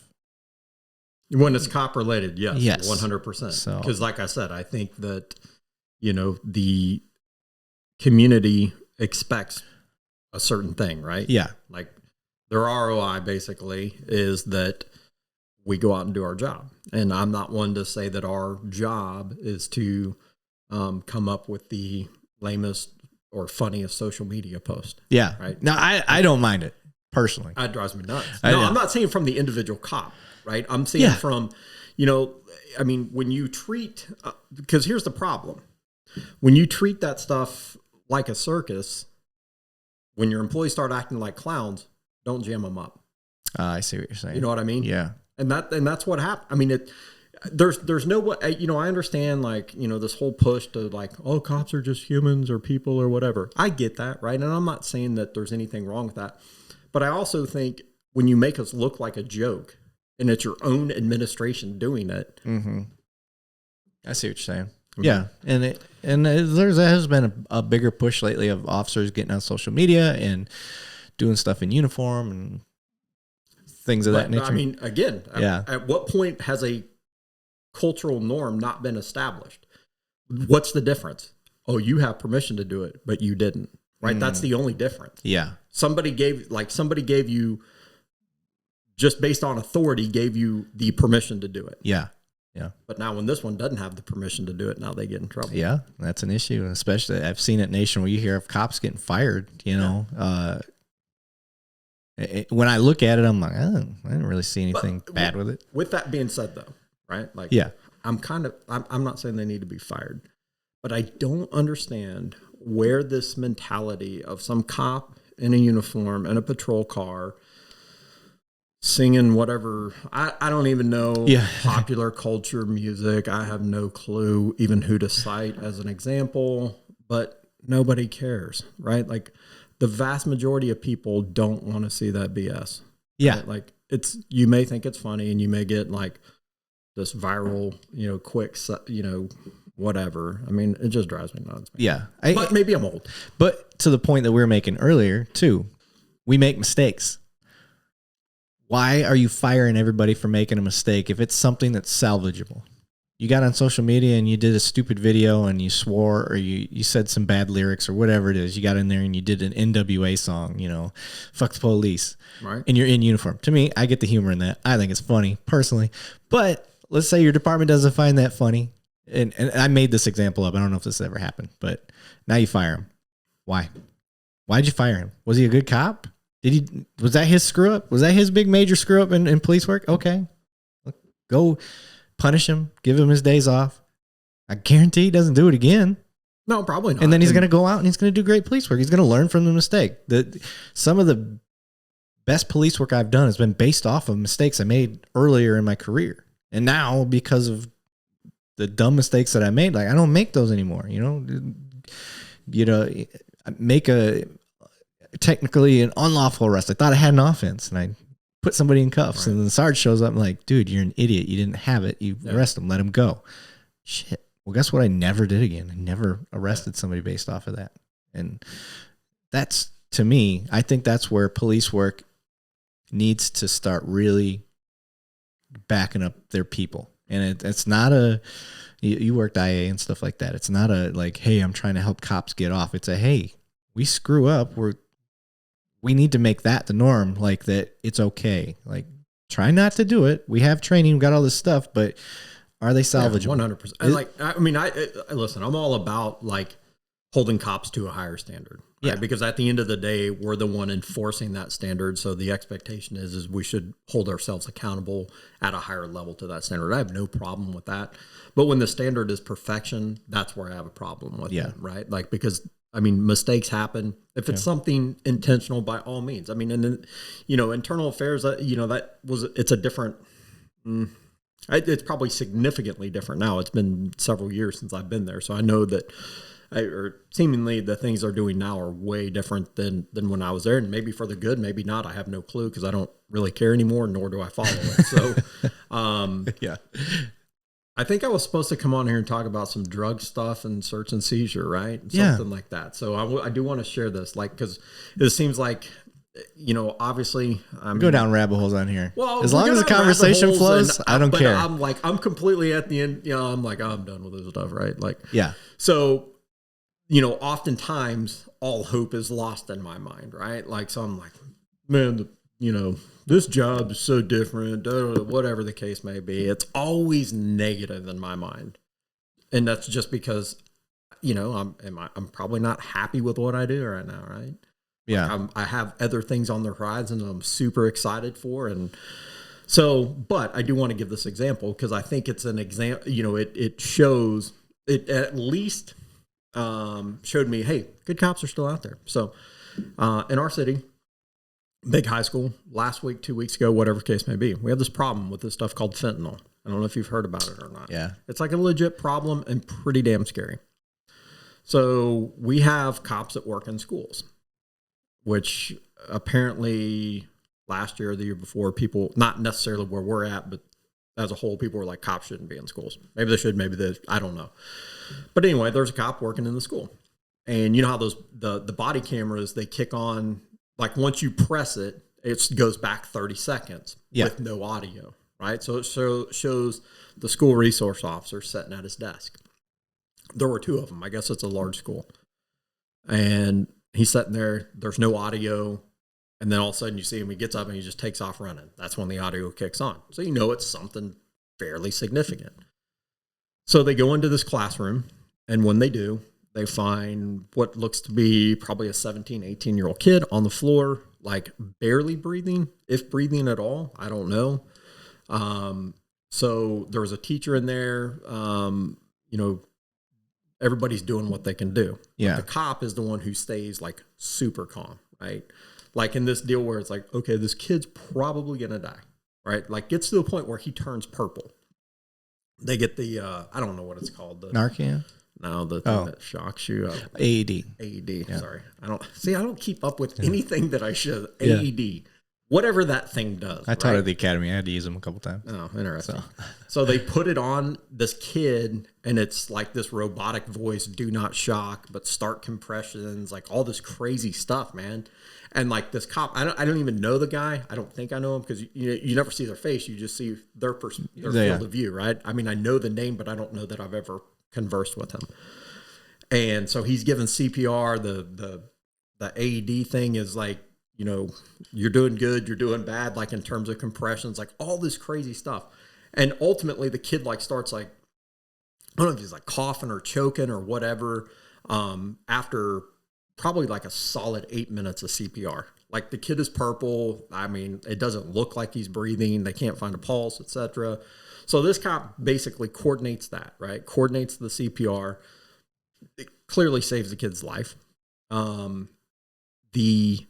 When the paramedics got there, the paramedic supervisor, I guess, I don't know. They find a pill in this kid's backpack. And it's the exact same kind of fentanyl pill that we find. It's a blue M30, a hydrocodone pill, but it's not really hydrocodone. That's one of the most common counterfeit, or easily one of the most common counterfeit pills that contains fentanyl that we come across here. Maybe different other places, I don't know. But anyway, it finds one in the bag. The paramedic supervisor like, yeah, it's just X, Y, and Z medicine. And that cop, same thing. He's like, you know what? Hold on, I don't think so. He's like, I think, because we had sent out this, and I don't know if it was our roll call information or something else that he had done on his own, but he immediately like, no, it's probably fentanyl in there, because you wouldn't have this reaction normally, right? Yeah. So he identifies that problem. Then this is a specialized unit, right? So what do specialized units are known for, like pawning off work onto patrol, right? Right. So in the middle of all of this, probably 30 minutes into it, this, what do you call it? A person got run over, a pedestrian. Oh, okay. So it goes out over the radio, and it's right by his school. So I can guarantee you 95% of cops are going to be like, yeah, I'm busy. I just saved a kid's life, so I don't need to do anything else for the day. Yeah. Right? That's going to be the reaction. Yeah. Not this guy. This guy's like, hey, where's that at? Oh, man, like I'm like 2 minutes from there. He hauls ass down there. Sure enough, some kid got ran over. Like all in a day's, not even all in a day's work, all in like 40 minutes worth of work, right? And yeah. Like, all right, I guess there's still some hope. I mean, you know, you still got guys, girls like that are out doing their job for the right reason, apparently. So that was kind of cool seeing that. And I don't know. Like I said, it does offer some hope, I guess.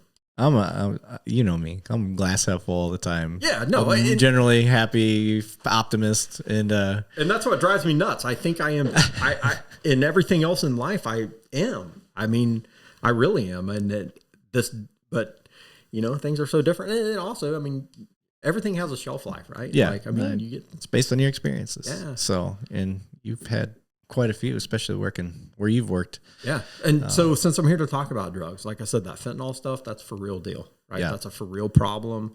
Like, you know, it's becoming increasingly more problematic, right? And the consequences, it's not like if you're a 17-year-old kid and you smoke weed and you just get high, right? Like this, if you take it, you might die.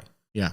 Right. And not with that not being the consequence. If you think you're taking whatever prescription pill and it's counterfeit and it has fentanyl, then there's a pretty high chance that there's going to be a very, very severe adverse reaction to that, which could include death. Right. So that's definitely something for any cop to look out for any, you know, mom, dad, or whatever to look out for as well, because I mean, it's popping up everywhere. Yeah. I've seen a video, 2 partners, one's at the back of the truck, the patrol car, and he goes down. Like you just see it, like all of a sudden, like he just faints. It looks like he faints, and you could, I think you could hear I think it was a training officer actually, FTO, tell like don't touch it or something like that with your hands, and he did. It was too late, and goes down, and luckily that training officer knew all about it and got Narcan.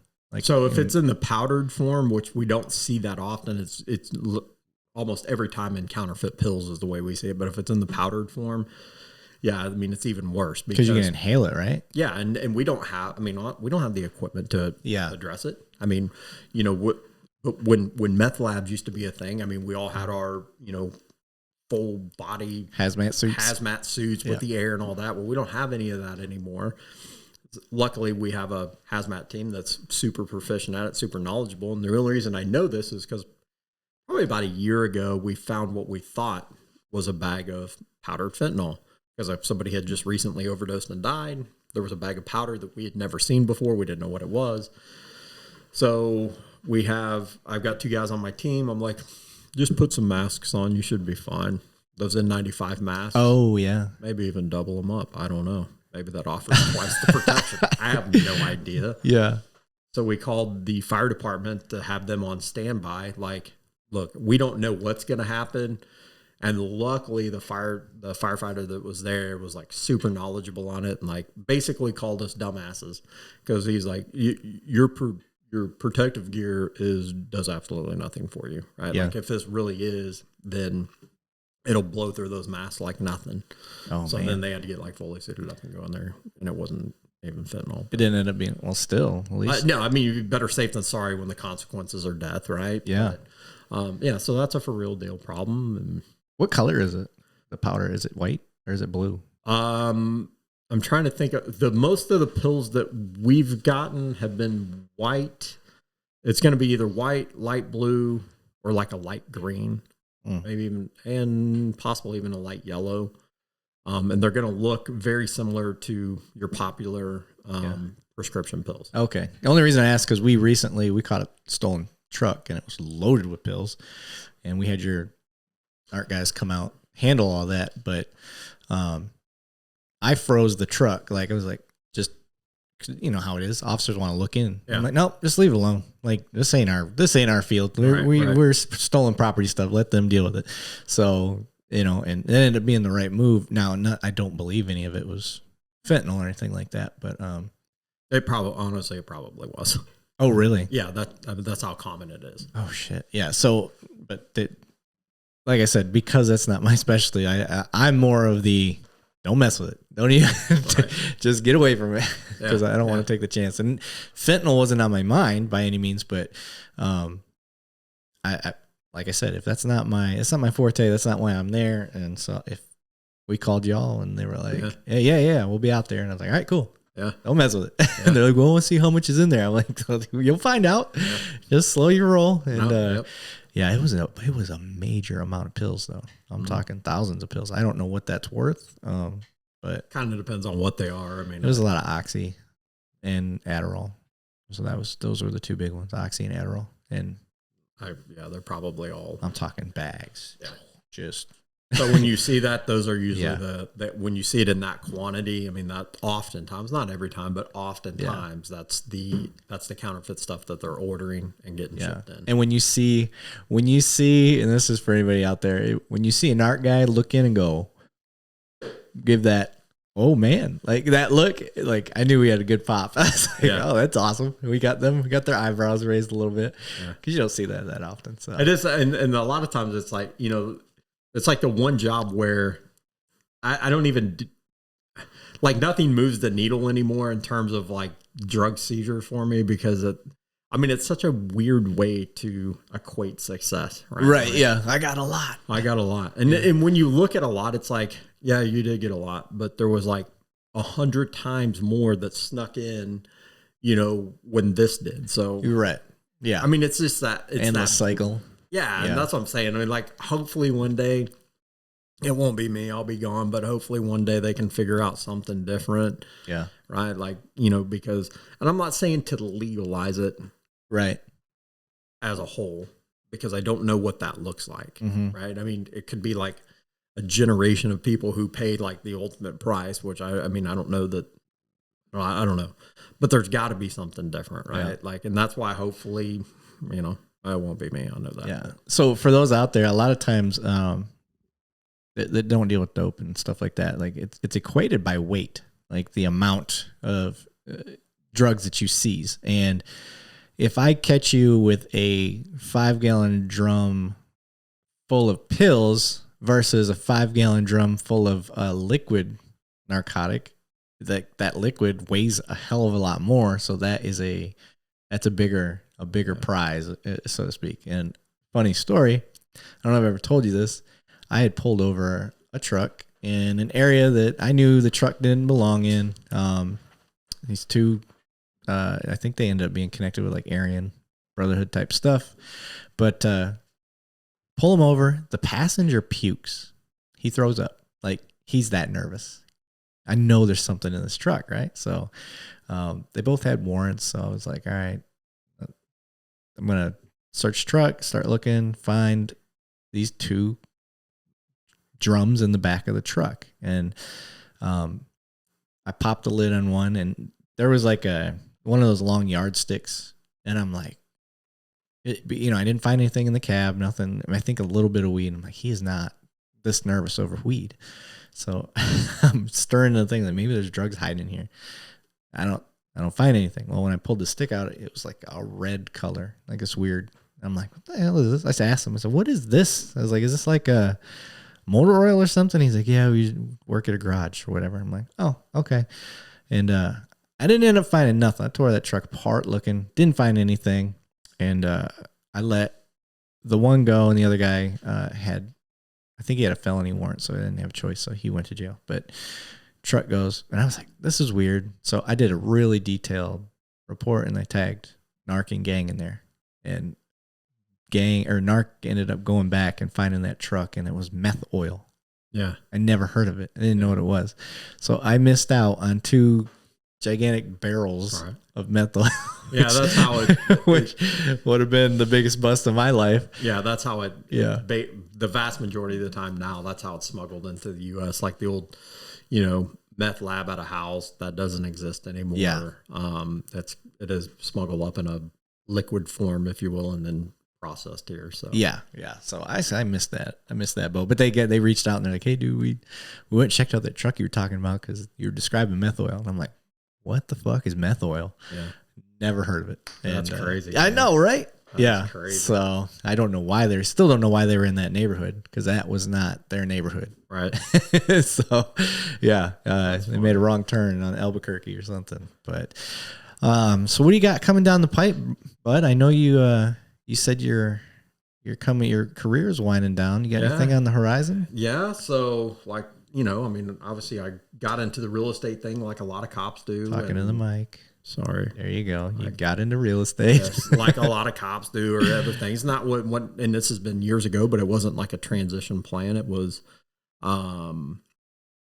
just to do something different, like have a different skill set. And then that kind of has grown and gotten bigger. And so I've partnered up with a couple of dudes, and we got some pretty cool stuff rolling out at, right around the first of the year that we're excited to do. Yeah. Nice. And so, right now, we obviously work with a lot of cops, a lot of the first responder crowd in terms of buying, selling. We've partnered up with investors. We've got some land development deals in the works, things like that. So okay, so it's taken off. Yeah. Nice. Are you guys going to focus like your sales with mostly first responders and stuff like that, just because it's easier to network? Well, so yes. As a whole, I would say yes. That's where the majority has come from, or how it started. Yeah. And then plus we've also got we've partnered with other lenders. We've created a team, if you will, because, a lot of times, obviously, like you talked about things like VA loans and things like that. Sometimes those can be complex. In things down to like home inspections and things like that. So we've partnered with a good crew or a good team of people to walk those buyers through that process. So, yeah, it's a pain. I can tell you, this is our 3rd house I think we bought on the VA loan, and it's a whole different animal, man. Yeah, whole different animal. It's a pain in the butt. Yeah, so we're excited to roll some of that stuff out and see where that takes us. So you didn't do this as a backup plan. You did this just as a hobby, and then kind of as a hobby, like and like I said, this is I had probably 10 years to go before I retired, however long it was, and. I thought, well, hey, I should be plenty proficient by then. I'm not looking to, just jump in this head first. And then it just started getting busier and busier and busier. And yeah, here you are. Yeah. Killing it. Are you a millionaire yet? It's a lot of fun, man. I like, and the cool thing is like I said, it's still, we took I kind of took the model from here and recognized. I mean, like you're better, like when you're surrounded by, you know, in this case, dudes that I've known for 20 years that are super motivated. I mean, it makes it even that much more fun, right? I mean, right. Because they're motivated to go find properties or go find this or go find that, right? So it's really cool seeing that experience. Like, you know, we've known each other here for, you know, 15, 20 years, and now we get to do something different. Yeah. You know, in a whole different line or whole different field. So it's kind of cool seeing that, you know, that progression for those guys too. So, yeah. Well, I'm looking for 3 to 5 acres where I can have a barn dominium and a pond. So I can shoot pigs and deer and whatever else on my own property with my bow. If you're willing to drive, it's out there. Yeah. That is within at least, you know, I don't want to drive over an hour to work. Yeah. I mean, that's close to doable. Yeah. Take some time though on that. All right. So that's kind of what I'm looking for. But are you allowed to mention your business yet? So yeah, I want to like kind of, like I said, we've got some things in the works that we're going to roll out. And so we're going to kind of, you know, keep it like that for now. Okay. I didn't say, I wasn't sure if you guys are allowed to say anything yet, but, am I going to see like on the side of the bus? No, nothing you're not like going to that. see us on the side of a bus. Dang I can it. tell you that. That would be funny. No. Buy your house with JW and it's just you. That's not going to happen. I might pay for that to happen. That would just to say like, hey, look at this guy. That would be funny though. Tell that would be great. Like do the local attorney commercials around yes. Here Oh my God. Hilarious. That would be fucking awesome. And that guy, I mean, like I've seen that kid around town. Oh yeah, the Law Hawk, yeah. Yeah, I mean Brian he's like I can't Wilson. remember. Yeah. Brian Wilson, yeah. I mean he looks like he's like a 25-year-old kid. Like, yeah. I think he maybe does better from those. I don't know. I'm not saying for he's sure. a bad attorney. Dude, he made the Super Bowl because it went viral. See, that's crazy. Yeah. And I talked to him. Like I worked a burglary report for him when I was working bikes. Yeah. And so I did the burglary report for him. I'm like, dude, are you because his commercials had just come out. Like the first one had just come out and it was starting to get real popular. It's like, are you the guy from are you the Law Hawk? And he started laughing. He's like, yeah.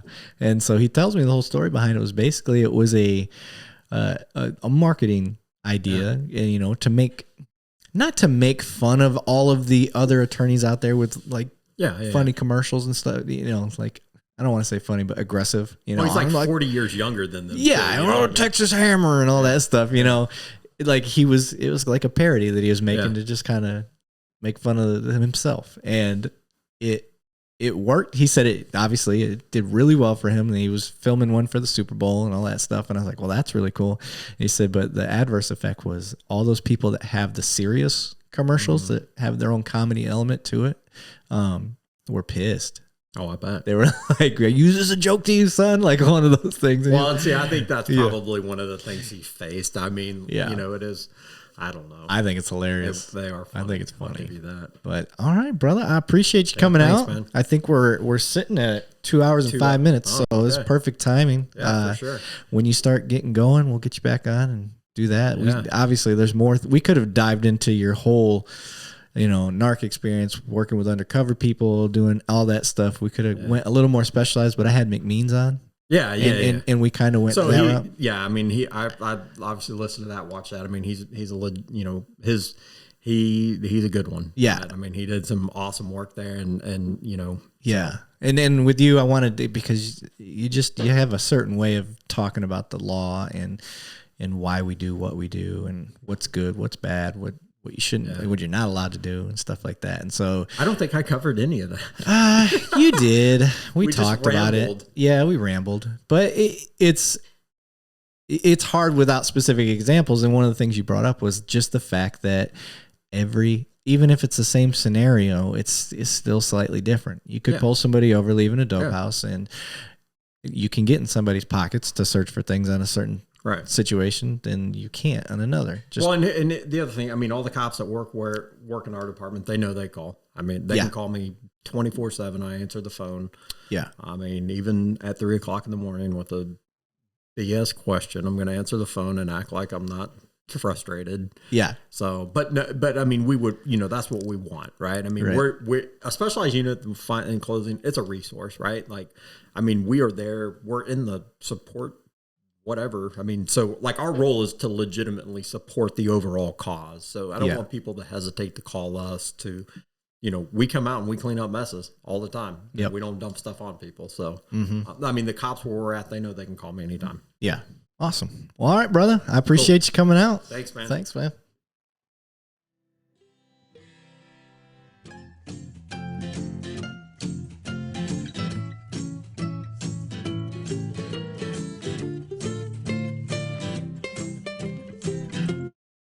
This episode of the podcast has been brought to you by flocksafety.com/2cops. That's FLOCKSAFETY.com/2 and the word cops, COPS. Flocksafety.com/2cops.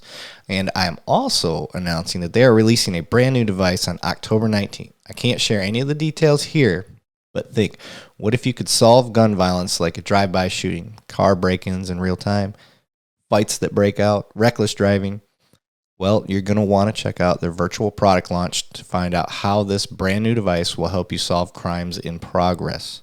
Register for their virtual product launch on October 19th, and you can use Flock Safety to help you and your agency solve more crimes in real time. That's the bonus part, in real time, guys.